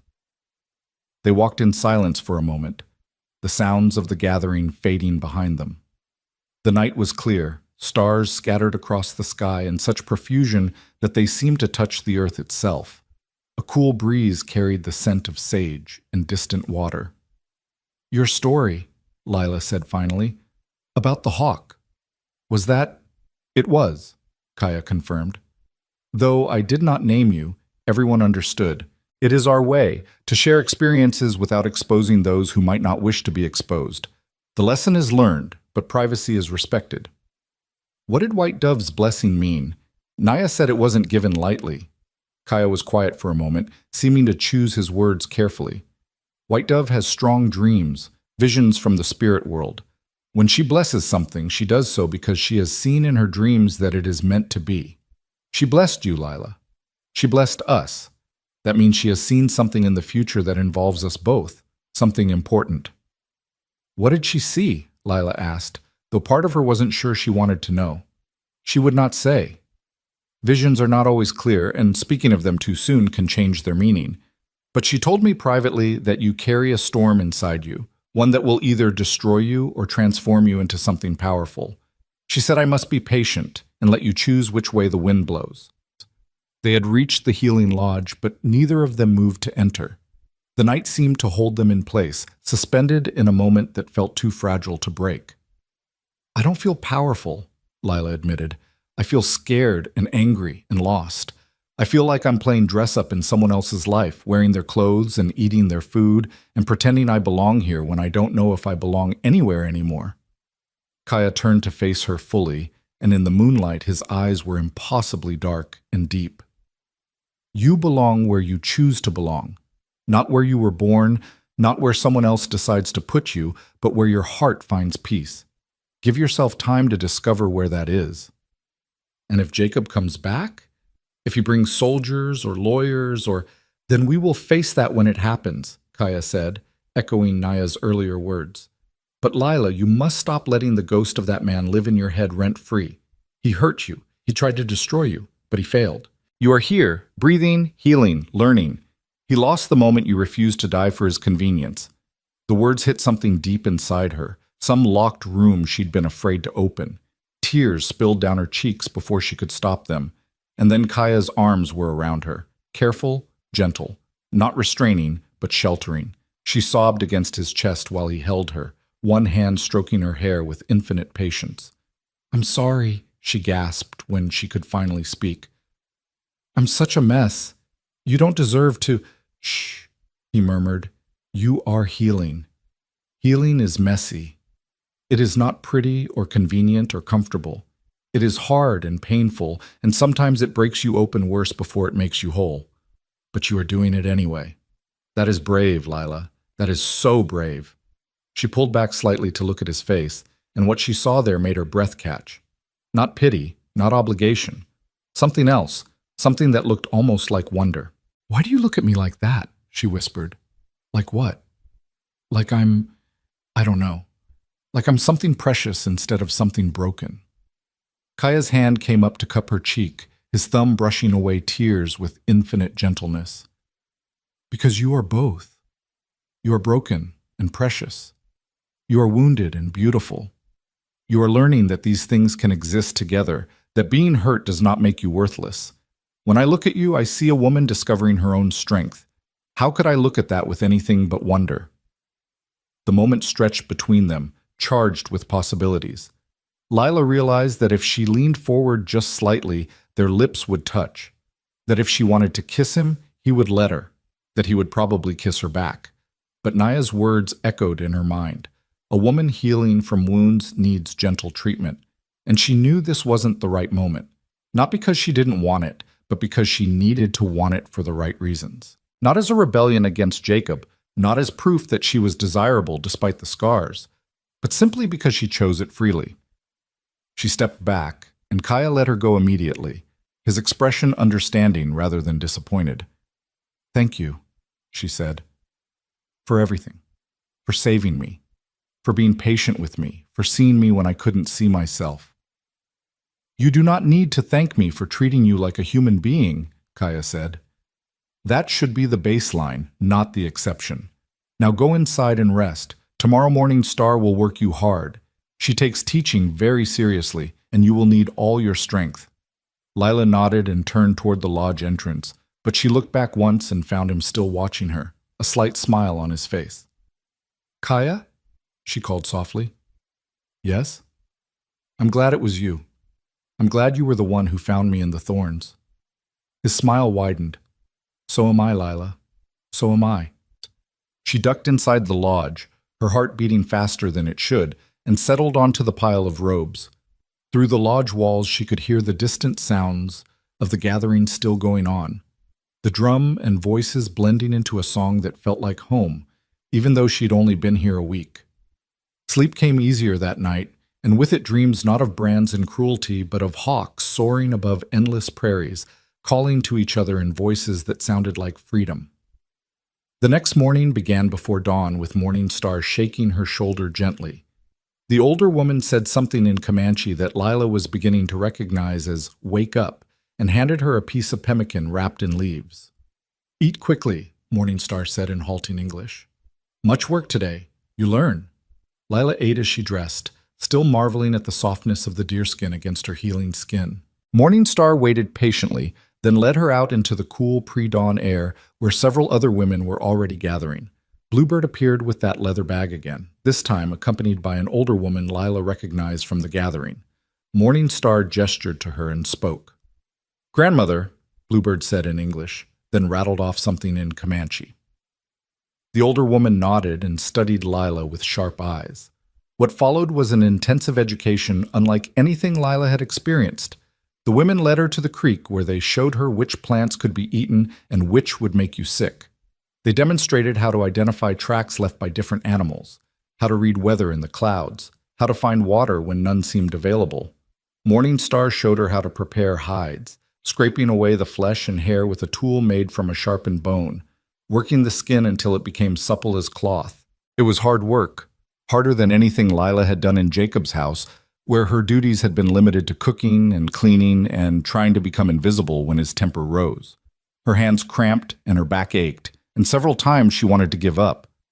But every time she faltered, one of the women would demonstrate again, patient and encouraging, and Lila would try once more. At midday they stopped to eat and rest, settling in the shade of cottonwood trees while children played in the creek nearby. Bluebird was practicing English words with Lila when Standing Hawk approached with Kaya and another man Lila hadn't seen before. The stranger was white, perhaps 40, with sun-weathered skin and intelligent eyes. He wore a mixture of American and Mexican clothing, and he carried himself with the ease of someone comfortable in multiple worlds. "Lila Carter," Standing Hawk said formally. "This is Rodrigo Reyes, the trader I told you about." Rodrigo removed his hat and nodded respectfully. "Senora Carter, I have heard much about your situation. I am sorry for what was done to you." His voice held genuine sympathy, and Lila found herself warming to him immediately. "Standing Hawk said you might be able to help, but I don't understand how. Jacob has the law on his side." "The law is a tricky thing," Rodrigo said, settling down nearby. "It can be used as a weapon by cruel men, yes, but it can also be a shield for the innocent if one knows how to hold it properly. I have brought papers from San Antonio, interesting papers that suggest your husband's family has some legal troubles of their own." He pulled out a leather satchel and extracted several documents. "It seems Jacob Carter and his brothers have been accused by 3 different ranchers of stealing cattle and altering brands. There is also the small matter of unpaid debts to several merchants, and a complaint filed by a woman named Mary Henderson claiming Jacob promised to marry her before he married you." Lila's head spun. "Mary Henderson? I don't know that name." "She worked at the hotel in San Antonio," Rodrigo explained. "According to her statement, Jacob courted her seriously, promised marriage, took certain liberties with her honor, then abandoned her when he met you. a woman with a small inheritance he found more attractive. The implications hit Lila like a physical blow. Her father had left her a modest sum when he died, money that had become Jacob's the moment they married. Money he'd spent on expanding his ranch while she made do with worn dresses and watered-down soup. "He married me for money," she said flatly. "That's why he was so angry when I couldn't give him a son. I was supposed to be an investment that paid dividends, and I failed to produce." "Men like Jacob Carter see everything as transactions," Rodrigo said, his voice hard with disgust. "Women, land, cattle, all just assets to be managed. But here's where it becomes useful for us. A man with this many complaints against him, with this kind of reputation, will not be viewed favorably by judges, especially if we can demonstrate a pattern of violence and deceit." Kaya leaned forward. "What do we need to do?" "We need statements," Rodrigo said, "from Lila about what happened, from the healer about her injuries, from everyone who witnessed her confrontation with Jacob where she publicly refused him. We need to build a case that she left an abusive marriage and sought sanctuary, not that she was kidnapped. And we need to do it quickly, before Jacob can shape his own narrative." "I'll write whatever you need," Lila said, feeling strength flow back into her spine. "I'll tell everything. The brand, the abandonment, all of it." "Good." Rodrigo's smile was sharp as a blade. "Then we will make Jacob Carter regret the day he tried to throw you away. There's a lawyer in San Antonio, Marcus Blackwood, who specializes in helping women escape bad marriages. He owes me a favor, and he loves nothing more than taking down men who think their money puts them above consequences. With these papers and your testimony, we can make Jacob's life very difficult if he continues to pursue you." Standing Hawk nodded approvingly. "You will stay in my camp while this is done. You have our protection for as long as you need it." "I can't thank you enough," Lila said, looking at each of them in turn. "All of you. You've given me something I thought I'd lost forever, hope." "Hope is not given," Standing Hawk said. "It is earned by surviving long enough to see tomorrow. You earned yours the moment you chose to keep crawling through those thorns instead of laying down to die." The work of building the case consumed the next week. Rodrigo brought a clerk from San Antonio who could take proper statements and notarize documents. Lila spent hours recounting every detail of her marriage to Jacob, every cruelty and manipulation and moment of fear. It was exhausting and painful, tearing open wounds that had barely begun to close, but she forced herself through it because this was her chance, perhaps her only chance, to reclaim her life. Naya provided detailed medical testimony about Lila's injuries, describing each wound with clinical precision that somehow made them sound even more horrific.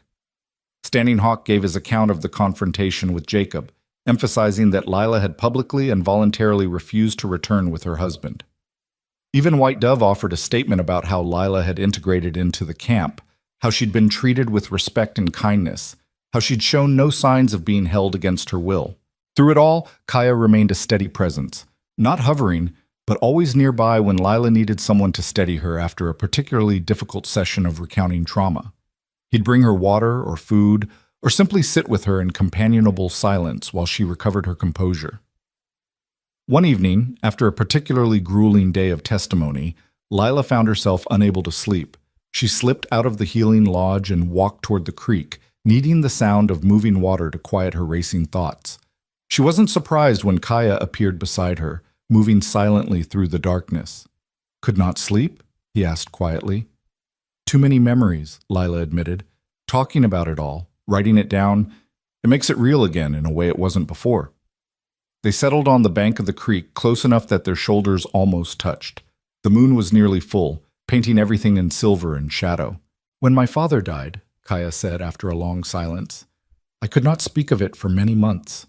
The memory was too large, too painful, but my grandmother told me that sometimes we must make pain smaller by giving it words. By speaking what happened, we take away some of its power over us." "Does it work?" "Eventually, not all at once. But yes, with time, the memories become stories, and stories are easier to carry than raw wounds." He paused. "What Jacob did to you, that will always be part of your history, but it does not have to be the only part. You can write new chapters, better chapters, starting now." Lila turned to look at him, at the strong lines of his profile in the moonlight. "What if I don't know how? What if I'm so broken that I can't—" "You are not broken," Kaya interrupted firmly. You are wounded, yes, but wounded is not the same as broken. Wounded things heal if given time and care. Broken things must be rebuilt from pieces. You are still whole, Lila.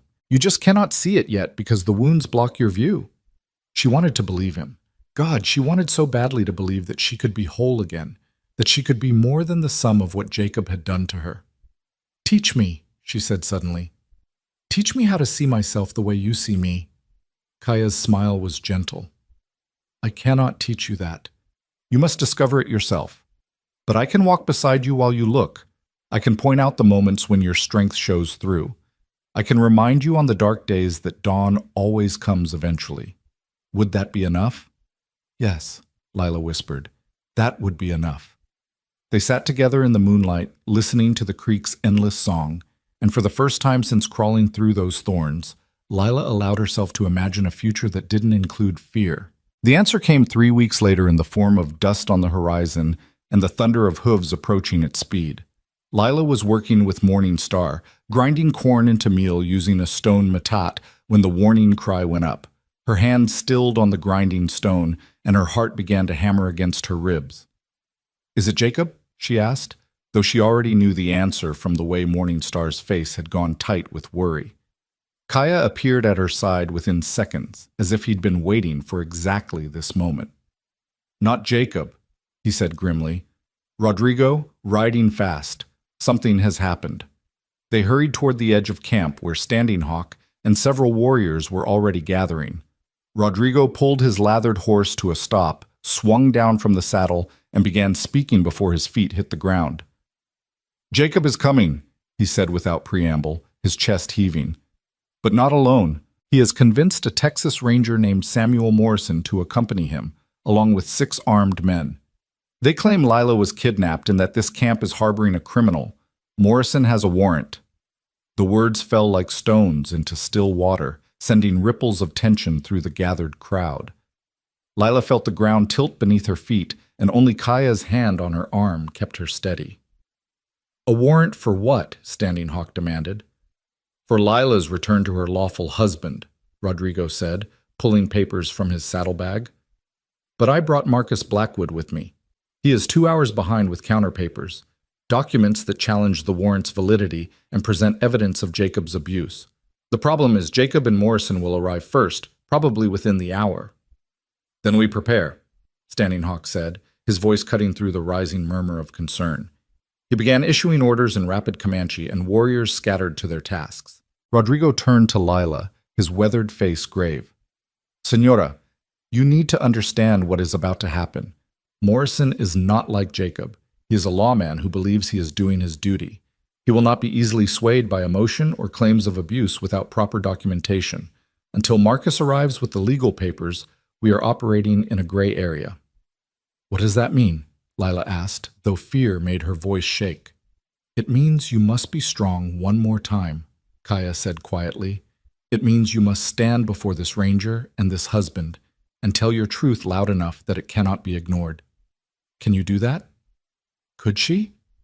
Lila looked around at the camp that had become her sanctuary, at Morning Star and Bluebird and Naya, who had shown her such kindness, at Standing Hawk, who had defended her without hesitation, at Kaya, who had saved her life and then spent weeks helping her remember she deserved to keep living. Could she stand there and let Jacob try to drag her back to hell? Could she find the courage to fight one more time? Yes, she said, and was surprised by how steady her voice sounded. I can do it. Naya appeared with a clean dress, this one decorated with more elaborate beadwork than Lila's everyday clothing. You will wear this, the old woman said firmly. You will look them in the eyes and show them a woman who has been honored by her new family, not a victim waiting to be rescued. You understand? Lila nodded and let Naya help her change behind the privacy of the healing lodge. When she emerged, Morning Star had braided her hair with blue beads and small white shells that caught the light. Bluebird pressed the knife Naya had given her into Lila's hand. Keep, Bluebird said in halting English. For courage. You strong. The simple words made Lila's eyes burn, but she blinked back tears and nodded. She tucked the knife into the belt at her waist, feeling its weight like a promise. She would not be helpless again. She would not go quietly. The wait felt eternal and instantaneous all at once. Lila stood with the women near the center of camp while warriors took positions around the perimeter, visible but not threatening, a show of strength rather than aggression. Standing Hawk stood at the front with Kaya on one side and Rodrigo on the other, and Lila took her place slightly behind them, flanked by Naya and Morning Star like bodyguards made of determination and fierce maternal protection. When the riders finally appeared, Lila's breath caught. Jacob rode at the front, his face set in lines of righteous anger. Beside him was a man who could only be Ranger Morrison, tall, lean, with the kind of weathered face that spoke of years on the frontier. He wore the distinctive badge of the Texas Rangers and carried himself with the confidence of someone who believed completely in his own authority. Behind them came 6 men, all armed, all watching the camp with wary eyes. They stopped perhaps 30 feet from where Standing Hawk waited, and for a long moment nobody spoke. The silence stretched taut as a bowstring, broken only by the nervous snorting of horses and the distant cry of a hawk overhead. Finally, Morrison spoke. "I am Ranger Samuel Morrison of the Texas Rangers. I am here on official business regarding Lila Carter, who was reported kidnapped from her home 3 weeks ago. I have a warrant for her return to her lawful husband, Jacob Carter, and I am authorized to use force if necessary to execute this warrant." His voice was flat, professional, but Lila noticed he hadn't drawn his weapon. That had to mean something. Standing Hawk stepped forward, his posture radiating calm authority. "I am Standing Hawk, war chief of this band. The woman you speak of was not kidnapped. She was found dying in the wilderness, brought here for healing, and has chosen of her own free will to remain under our protection. We have committed no crime." "That's a lie." Jacob's voice cracked across the space like a whip. "She's my wife. She belongs in my home. These savages have poisoned her mind against me." Morrison held up a hand, silencing Jacob without looking at him. "I'll need to speak with Mrs. Carter directly. Alone, if possible." "No," Kaya said flatly. "She will not be alone with him or with you. She will speak with witnesses present to protect her from coercion or violence." Morrison's eyes narrowed. "I don't take kindly to having my authority questioned. And we don't take kindly to lawmen who come to our treaty land making demands without bothering to hear all sides of a story," Standing Hawk replied. "You want to speak with the woman? Fine. Speak with her here, in front of all of us, so everyone can hear what is said, and there can be no lies about what happened." Morrison considered this, then nodded slowly. "Fair enough." He looked directly at Lila. "Mrs. Carter, I need you to come forward so I can see you clearly." Lila's legs felt like water, but she forced herself to walk forward until she stood beside Standing Hawk. She could feel Jacob's eyes on her like a physical weight, but she kept her gaze fixed on Morrison. The ranger studied her for a long moment, and she watched his expression shift as he took in the details. The Comanche dress, the beadwork in her hair, the way she stood with confidence rather than fear. His eyes lingered on her face, perhaps noting that she looked healthy and well-fed, not like someone who'd been held prisoner. "Mrs. Carter," Morrison said carefully, "your husband reports that you disappeared from your home 3 weeks ago. He claims you were taken by force. Is this true?" "No," Lila said, and her voice rang clear across the camp. "I was not taken by force. I was found in the wilderness where my husband and his brothers left me to die." Morrison's eyebrows rose. "That's a serious accusation, ma'am?" "It's the truth." Lila felt Kaya shift slightly closer, his presence lending her strength. "My husband and his brothers branded me like cattle, then threw me from a wagon into the thorns and rode away. They left me there to die because I couldn't give Jacob a son, because I was worthless in his eyes. If Kaya hadn't found me, I would have died exactly as Jacob intended." "You lying bitch!" Jacob tried to spur his horse forward, but Morrison's hand shot out, grabbing the bay's bridle. "Stay where you are, Carter," Morrison said sharply. Then, to Lila, "You're claiming your husband tried to kill you?" "I'm not claiming anything," Lila said. "I'm stating facts. Facts that are documented by the healer who treated my wounds, by the people who witnessed Jacob's attempt to take me back by force 2 weeks ago, by the traitor who has been gathering evidence of Jacob's crimes. Facts that will be presented to a judge by a lawyer who is on his way here right now with proper legal documentation. Morrison's eyes sharpened. What lawyer? Marcus Blackwood of San Antonio, Rodrigo interjected. He will arrive within 2 hours with evidence of Mr. Carter's pattern of violence, fraud, and abuse. Evidence that will challenge the validity of your warrant and demonstrate that Mrs. Carter has legitimate grounds for leaving her marriage. Grounds for leaving? Jacob's voice rose to a near shriek. She doesn't need grounds. She's my wife. The law says she belongs to me. The law says many things, Morrison replied, and Lila thought she detected a note of distaste in his voice. But even husbands don't have the right to brand their wives and leave them for dead. If what she's saying is true, it's not true. She's making it up to justify running away with her savage lover. Jacob gestured wildly at Kaya. Look at her dressed like one of them. She's clearly been corrupted by... I was dying in a torn wedding dress covered in blood when Kaya found me, Lila interrupted, her voice cutting through Jacob's rant like a blade. Everything I'm wearing was given to me by women who showed me more kindness in a day than you showed me in 3 months of marriage. And yes, I choose to stay here because these people treat me like a human being instead of property. Ranger Morrison, Jacob said, his voice dropping to something that might have been meant to sound reasonable. You can see she's not in her right mind. She needs to come home where she can be properly cared for. Properly cared for? Lila's laugh was bitter. Like you cared for me when you held me down so your brothers could burn me? Like you cared for me when you threw me out of that wagon and told me to crawl away and die? That's your idea of proper care? Morrison dismounted, moving with deliberate slowness. Mrs. Carter, these are serious allegations. If they're true, there would be evidence, scars, wounds, something physical. The moment hung suspended, and Lila knew this was her choice. She could refuse, could say the wounds were private, could maintain some dignity by keeping her shame hidden, or she could show them all exactly what Jacob had done and remove any doubt about who the monster was in this situation. She reached for the laces at the back of her dress. Lila, you don't have to... Kaya started, but she shook her head. Yes, I do, she said quietly. This is how we end it. With Naya's help, she loosened the dress enough to pull it down from her shoulders, exposing her back to the assembled crowd. She heard Morrison's sharp intake of breath, heard one of the men behind him curse softly, heard Jacob's silence, which was somehow worse than his shouting. The word is worthless, she said, her voice steady despite the humiliation burning through her veins. Jacob had his brothers hold me down while he pressed a branding iron against my skin and burned his judgment into my flesh. Then he threw me into the wilderness to die because I couldn't give him the son he wanted. Those are the facts, Ranger Morrison. Those are the scars that prove every word I've said is true. She pulled the dress back up and turned to face Morrison, and the expression on the ranger's face told her everything she needed to know. He believed her. Whatever he'd expected to find when he rode out here, it wasn't this, not a woman who bore the physical evidence of attempted murder on her skin.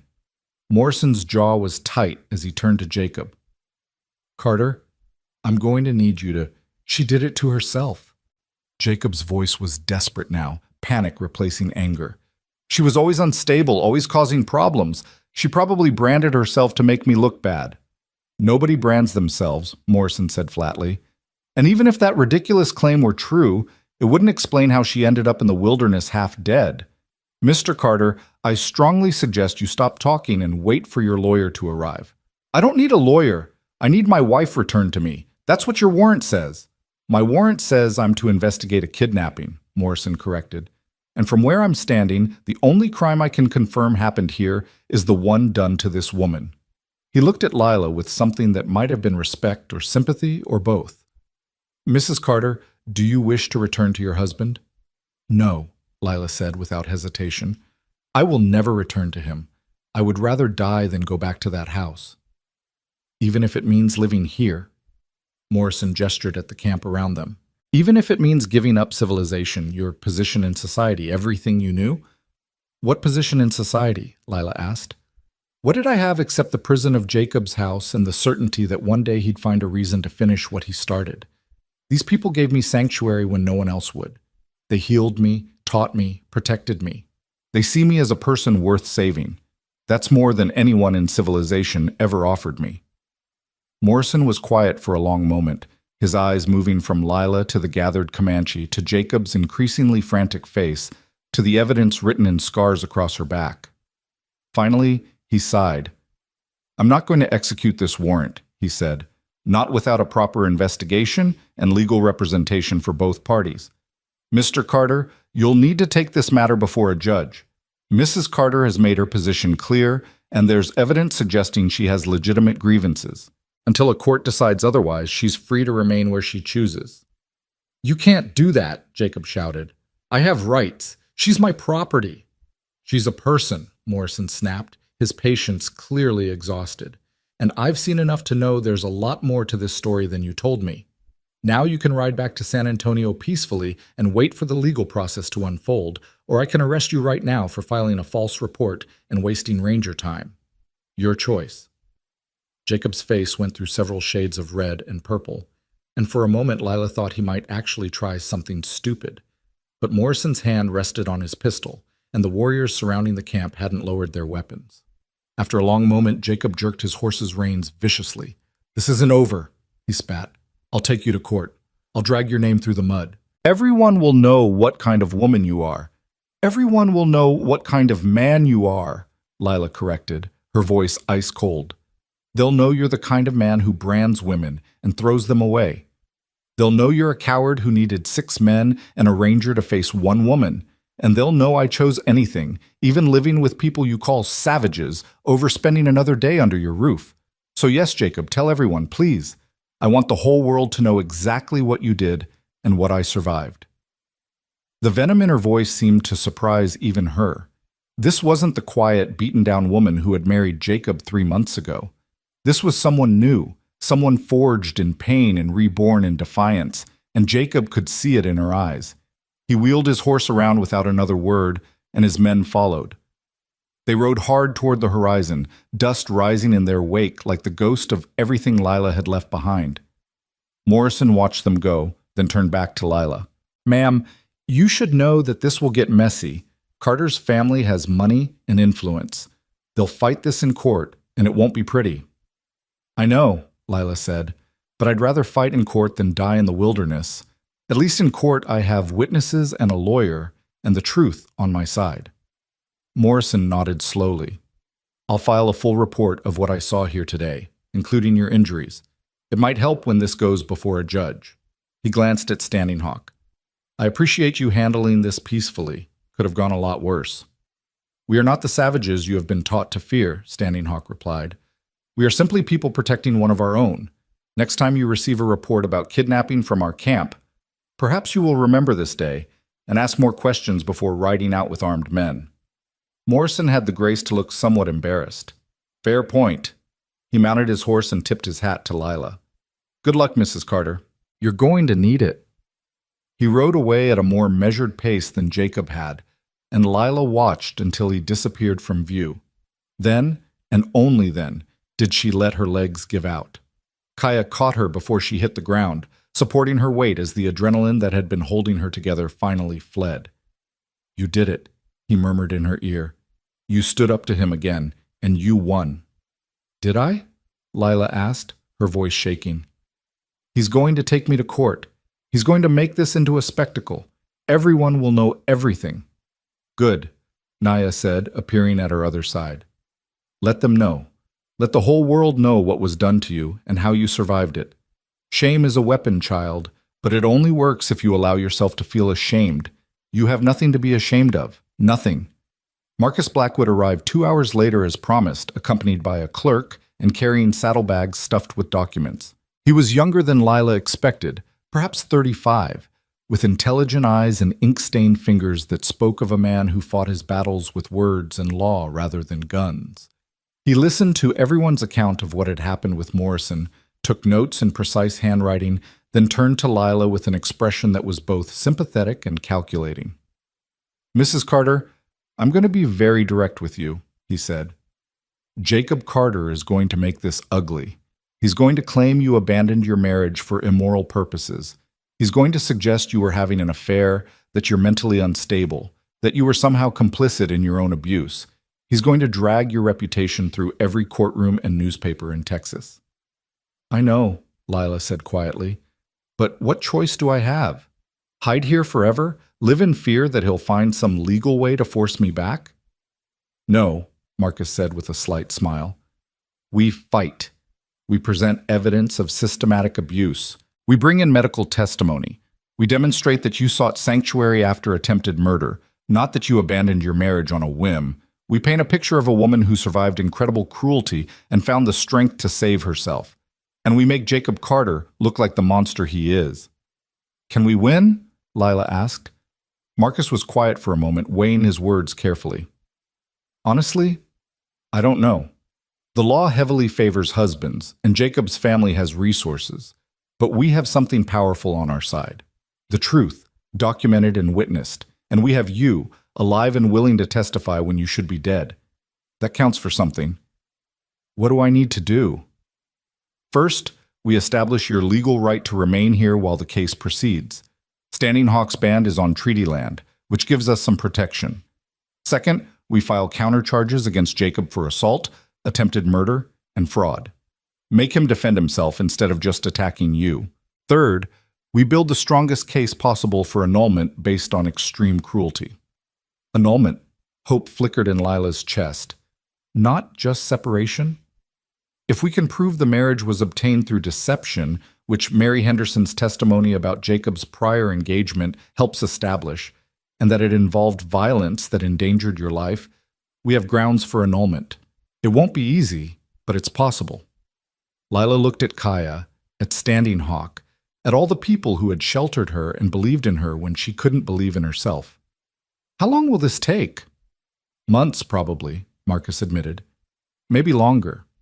Courts move slowly, and Jacob will drag it out as long as he can. But the good news is that Morrison's report will work in our favor.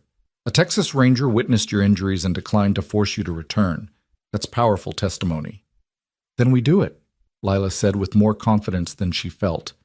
We fight him in court, and we win. Marcus smiled, and it transformed his serious face into something almost boyish. That's the spirit. Now, let's get to work. I need detailed statements from everyone, medical documentation from your healer, witness accounts of everything Jacob did and said. By the time we're done, we're going to have a case so airtight, even the most biased judge will have to acknowledge it. The work consumed the next several days.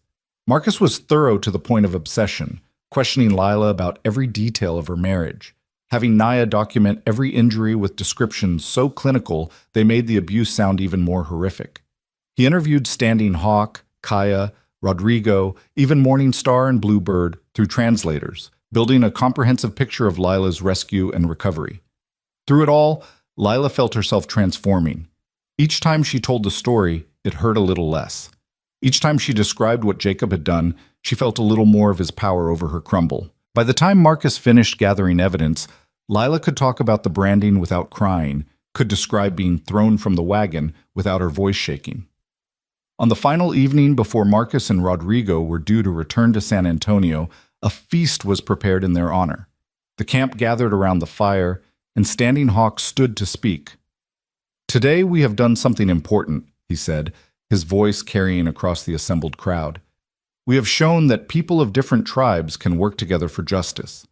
The white man's law is often used against us, but tonight we have learned how to make it work for us, how to use their own rules to protect one of our own. He looked at Lila. Sunrise after storm, for that is what we have named you in our language. You came to us broken and dying. But you did not stay broken. You healed. You learned. You fought. Tonight you stand as an example to all women that no man, no matter how powerful, has the right to destroy what he cannot control. Your battle is not over, but you have already won the most important victory, the victory over fear itself. The camp erupted in approval, voices calling out in Comanche and hands drumming on thighs in rhythmic celebration. Lila felt tears streaming down her face, but these were different tears, not sorrow or pain, but something that might have been joy mixed with gratitude, mixed with the overwhelming realization that she had found family in the most unexpected place.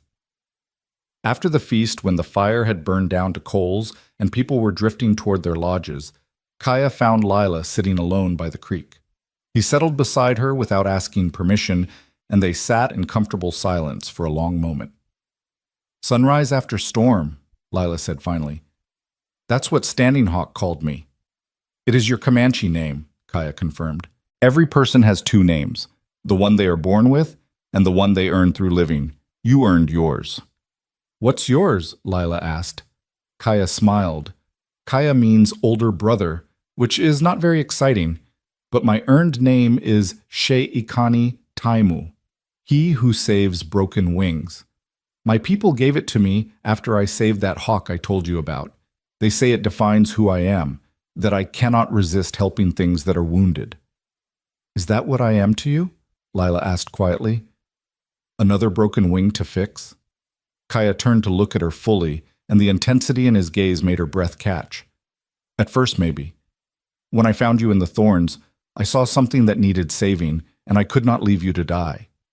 But Lila, you are not broken wings anymore. You are a hawk learning to fly again, and I do not want to save you now. I want to fly beside you. The words hung in the air between them, heavy with meaning that went beyond simple friendship or gratitude. Lila knew what he was saying, what he was offering, and the knowledge terrified and thrilled her in equal measure. Kaya, I'm still married in the eyes of the law, she said carefully. Even if I don't want to be, even if that marriage was a nightmare, it still exists on paper. And I'm so damaged, so broken by what Jacob did. You are not broken, Kaya interrupted firmly.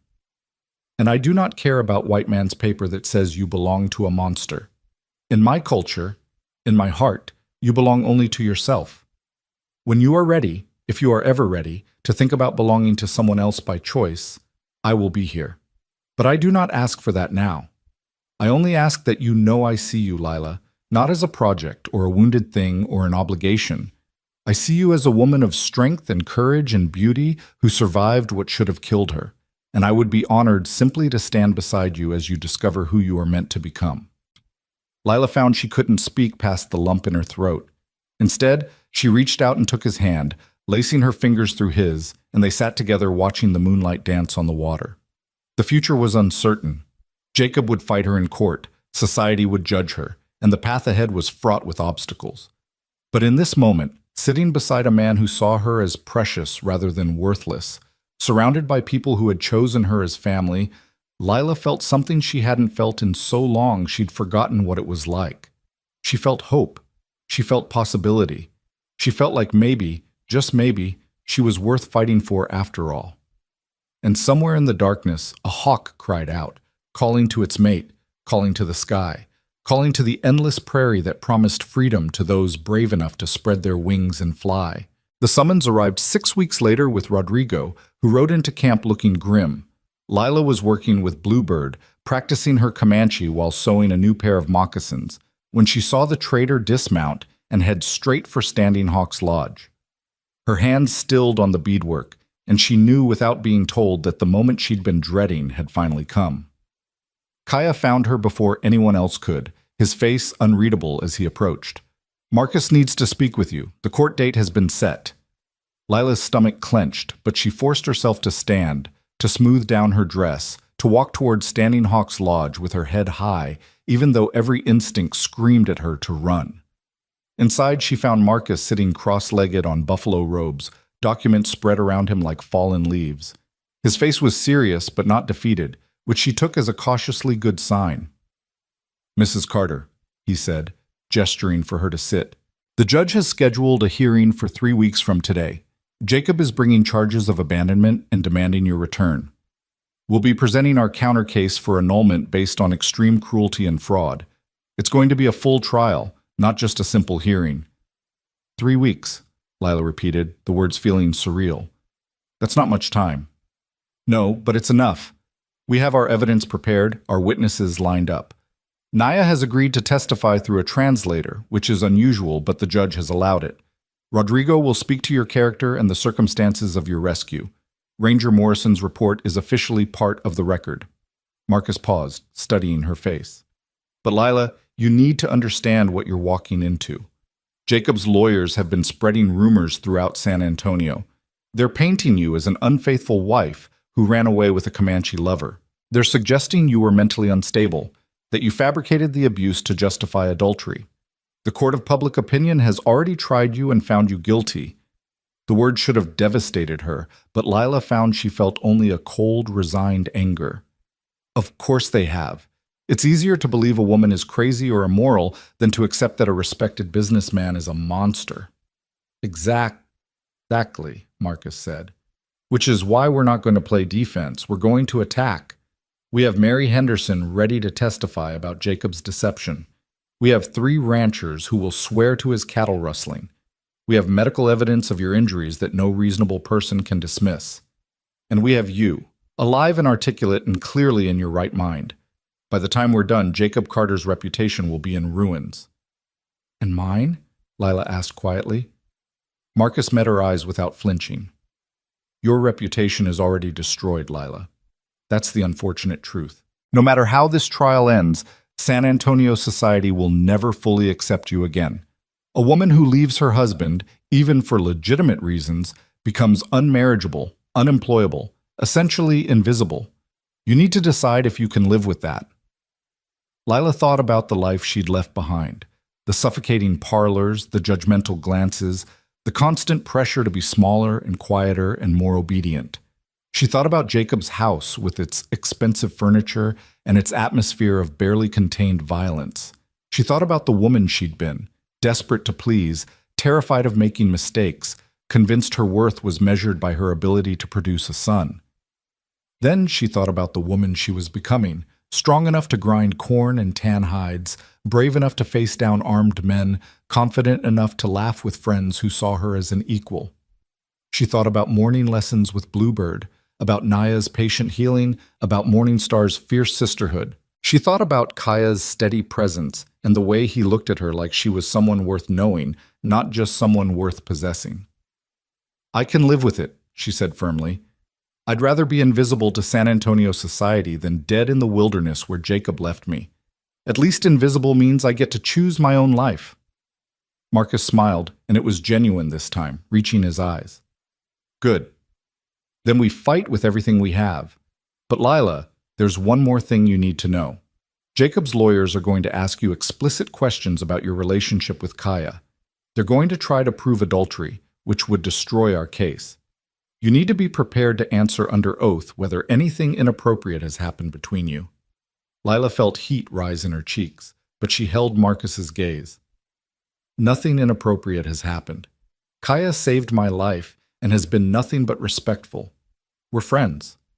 That's all the court needs to know. Is it all? Marcus asked gently.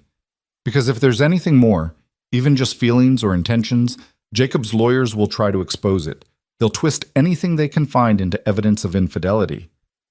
Before Lila could respond, Kaya spoke from the lodge entrance where he'd been standing silently. There is nothing to expose. I have not touched Lila Carter in any way that would dishonor her or give her husband grounds for complaint. I have been her protector and her friend, nothing more. His voice was steady, but Lila heard the careful control in it, the things he wasn't saying beneath the words he chose. Marcus looked between them, nodded slowly, then began gathering his papers. Then that's the story we tell. Protector and friend, nothing more. The truth, cleanly presented, with no room for speculation. He stood, brushing dust from his pants. I'll return to San Antonio and make final preparations. Rodrigo will come for you 5 days before the trial, so we have time to prepare your testimony. In the meantime, rest. Eat. Keep building your strength. You're going to need every ounce of it. After Marcus left, Lila walked to the creek, her thinking place, the spot where clarity always seemed to find her. She wasn't surprised when Kaya followed, settling on the bank beside her with that same comfortable silence they'd developed over the weeks. Were you telling the truth in there? Lila asked after a long moment. Are we just friends? Kaya was quiet, and when he finally spoke, his voice carried the weight of honesty that sometimes hurts more than lies. We are what circumstances allow us to be. While you are married in the eyes of white law, while Jacob still has any claim on you, I will not cross lines that would give him weapons to use against you. I will not let my feelings, whatever they may be, become the reason you lose your freedom. But you have feelings, Lila said, and it wasn't quite a question. Yes, Kaya admitted. I have feelings. I have had them since the day I found you in the thorns, though it took me time to understand what they were. But feelings do not require action, Lila. I can care for you without demanding anything in return. I can want your happiness without insisting I be the source of it. That is what it means to truly care for someone, to put their well-being above your own desires. Lila turned to look at him, at the strong lines of his profile in the afternoon light, at the way the sun caught in his long, dark hair. And after the trial, if we win, if the marriage is annulled, then what? Then you decide, Kaya said simply. You decide who you want to be, where you want to live, what kind of life you want to build. Maybe that life includes me. Maybe it doesn't. Either way, I will respect your choice, because that is what you deserve, the right to choose your own path without pressure or obligation. The words should have been reassuring, but instead they made Lila's chest ache with something she couldn't quite name. She reached out and took his hand, feeling the calluses on his palm, the strength in his fingers as they curled around hers. I'm scared, she admitted, not of the trial, not of Jacob, but of what comes after. I don't know who I am without someone telling me who to be. Jacob told me I was worthless. My father told me I was a burden. Even the church told me my purpose was to be obedient and produce children. Without all those voices telling me my value, I don't know how to measure my own worth. Kaya shifted closer, his shoulder pressing against hers in a gesture of solidarity rather than romance. Then maybe that is what the time after the trial is for, learning to measure your own worth by your own standards. Learning to be Lila Carter, or sunrise after storm, or whoever you discover yourself to be when no one is defining you but yourself. They sat together as the sun moved across the sky, neither speaking, just existing in each other's presence. And somehow, that silence said more than words could have, that whatever happened in that courtroom, whatever the future held, they had this moment of peace before the storm. The 3 weeks passed in a strange blur of normalcy and anticipation. Lila continued her daily routines, grinding corn, learning language, working leather. But everything felt tinged with the awareness of the approaching trial. At night she dreamed of courtrooms that morphed into cages, of Jacob's face looming over her, of running through endless prairies while voices screamed accusations at her back. But the mornings always came with their routine comfort. Naya would check her healing back and declare her progress satisfactory. Morning Star would share breakfast and teach her new words. Bluebird would sit beside her while they worked, chattering away in Comanche that Lila was starting to understand more than she expected. And Kaya would appear at some point during the day, often bringing small gifts, a particularly beautiful feather, wild berries from his scouting, once a necklace made of turquoise beads that he claimed his mother would have wanted Lila to have. 5 days before the trial, Rodrigo returned with a wagon and an unexpected companion, a middle-aged Mexican woman with kind eyes and a no-nonsense demeanor. "This is my wife, Rosa," Rodrigo said as he helped the woman down from the wagon. "She will come with us to San Antonio. She will stay with you during the trial, help you dress appropriately for court, make sure you are not alone in that place." Rosa took one look at Lila and immediately pulled her into a fierce embrace. "Mi hija," she murmured, and though Lila didn't speak Spanish, she understood the tenderness in the word. "What they did to you, it is unforgivable, but you will show them you are stronger than their cruelty. You will walk into that court like a queen, and they will see they could not break you." The journey to San Antonio took 2 days, and with every mile that passed, Lila felt civilization pressing back in on her like a vice. The freedom of the prairie gave way to fenced ranches, then scattered homesteads, then the outskirts of the city itself, with its wooden buildings and dusty streets, and the overwhelming press of people who stared at their wagon with undisguised curiosity. Marcus had arranged rooms for them at a small hotel on the edge of town, far enough from the main streets that Lila wouldn't have to face constant scrutiny. Rosa immediately took charge, helping Lila bathe and dress in the proper clothing Marcus had provided. A simple but respectable dress in dark blue, her hair pinned up in a style that suggested sobriety and respectability rather than frivolity.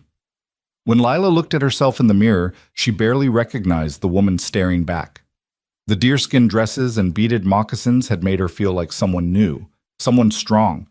This dress made her feel like she was putting on a costume, playing the role of the proper white woman for an audience that had already decided she was guilty. "I look like a fraud," she said quietly. "You look like a survivor," Rosa corrected. "You look like a woman who has been through hell and came out the other side." That dress is just armor, Hiha. What matters is what you carry underneath it. Marcus arrived that evening to go over final preparations, and Kaya came with him. Seeing Kaya in the hotel room, so obviously out of place in the narrow space with its floral wallpaper and fussy furniture, made Lila's chest constrict with something between amusement and sorrow. He belonged in open spaces, under wide skies, not trapped in white civilization's boxes.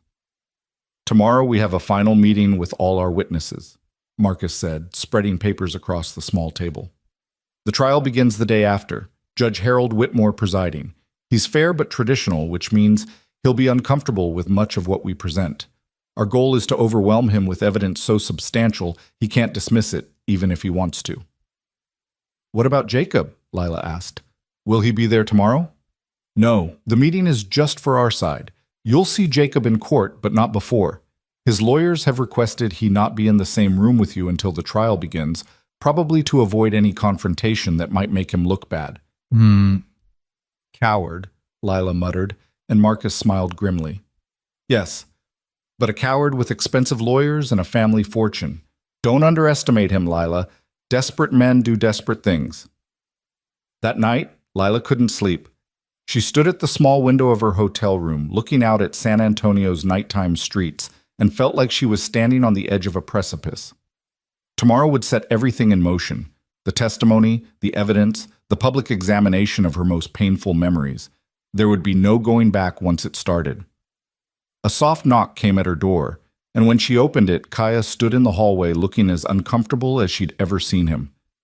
I should not be here, he said quietly. Rosa would scold me for the impropriety, but I could not sleep without knowing you were all right. Lila stepped back to let him in. Propriety be damned. If they were already being accused of adultery, what was one more supposed transgression? Kaya entered but stayed near the door, maintaining that careful distance he always kept. I'm terrified, Lila admitted. Not of losing, though that terrifies me too, but of having to stand in front of all those people and tell them what Jacob did, of having them look at me and judge whether I'm telling the truth or just a hysterical woman making accusations. They will judge, Kaya said. People always judge what they do not understand. But Lila, you have already proven your truth. You have the scars. You have the witnesses. You have the evidence of survival written into your very body. They can judge all they want, but they cannot deny what exists. What if the judge doesn't believe me? What if he decides a woman's word isn't enough even with all the evidence? Then we will figure out another path, Kaya said firmly. You will not go back to Jacob. I will not allow it. If the white man's law fails you, then we will find another way to keep you safe. I promise you this, Lila. You will never be property again, not while I have breath in my body. The intensity in his voice made Lila's eyes sting with unshed tears. She crossed the room before she could think better of it and wrapped her arms around him, pressing her face against his chest. For a moment he stood frozen, then his arms came around her, careful, protective, holding her like she was something precious that might break if gripped too tightly. I don't know how to do this without you, she whispered against his shirt. You can do anything, Kaya said into her hair. You already have. Tomorrow you walk into that court and you tell your story, and I will be there in the back of the room, and when you need strength, you look at me and remember, you crawled through thorns when you could have died. You faced 7 armed men when you could have hidden. You are the storm that comes after sunrise, and storms do not bow to anyone. They stood like that for a long moment, drawing comfort from each other's presence, until finally Kaya gently disentangled himself. I should go before someone sees and adds more fuel to Jacob's accusations. But I will be there tomorrow, and the day after, and every day you need me. You are not alone in this, Lila. You have never been less alone.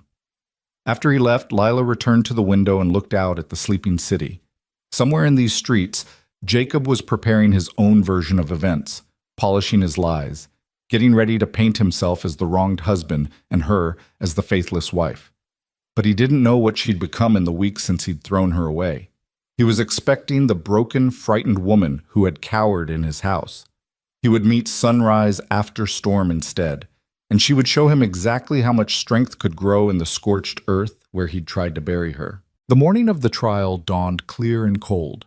the kind of day where the sky stretches endless and blue above the dusty streets of San Antonio. Rosa helped Lila dress with gentle efficiency, pinning her hair and adjusting her collar until she looked every inch the respectable woman. The scar on her back was hidden beneath proper clothing, but Lila could feel it there, a reminder of where she'd been and why she was fighting. The courthouse was an imposing stone building in the center of town, its columns and arched windows designed to convey the weight and authority of the law. A crowd had already gathered outside, curious townspeople, newspaper reporters, people who had heard the rumors and come to see the spectacle of a woman accusing her husband of attempted murder. Lila walked through them with her head high, Rosa on one side and Marcus on the other, ignoring the whispers that followed in her wake. Inside the courtroom was exactly as she'd imagined. Wooden benches for spectators, a raised platform for the judge, tables for the lawyers, and a witness stand that looked uncomfortably exposed. Jacob was already there, sitting at the defense table with two well-dressed lawyers flanking him. He'd lost weight since she'd last seen him, and there were dark circles under his eyes that suggested he wasn't sleeping well. Good. Let him suffer even a fraction of what he'd put her through. Their eyes met across the courtroom, and Lila saw him flinch. What did he see when he looked at her? The broken woman he'd branded? Or someone new, someone who'd survived his worst and come back stronger? She held his gaze until he looked away, and that small victory steadied her nerves. Judge Whitmore entered, a severe-looking man in his 60s with silver hair and the kind of weathered face that spoke of years making difficult decisions.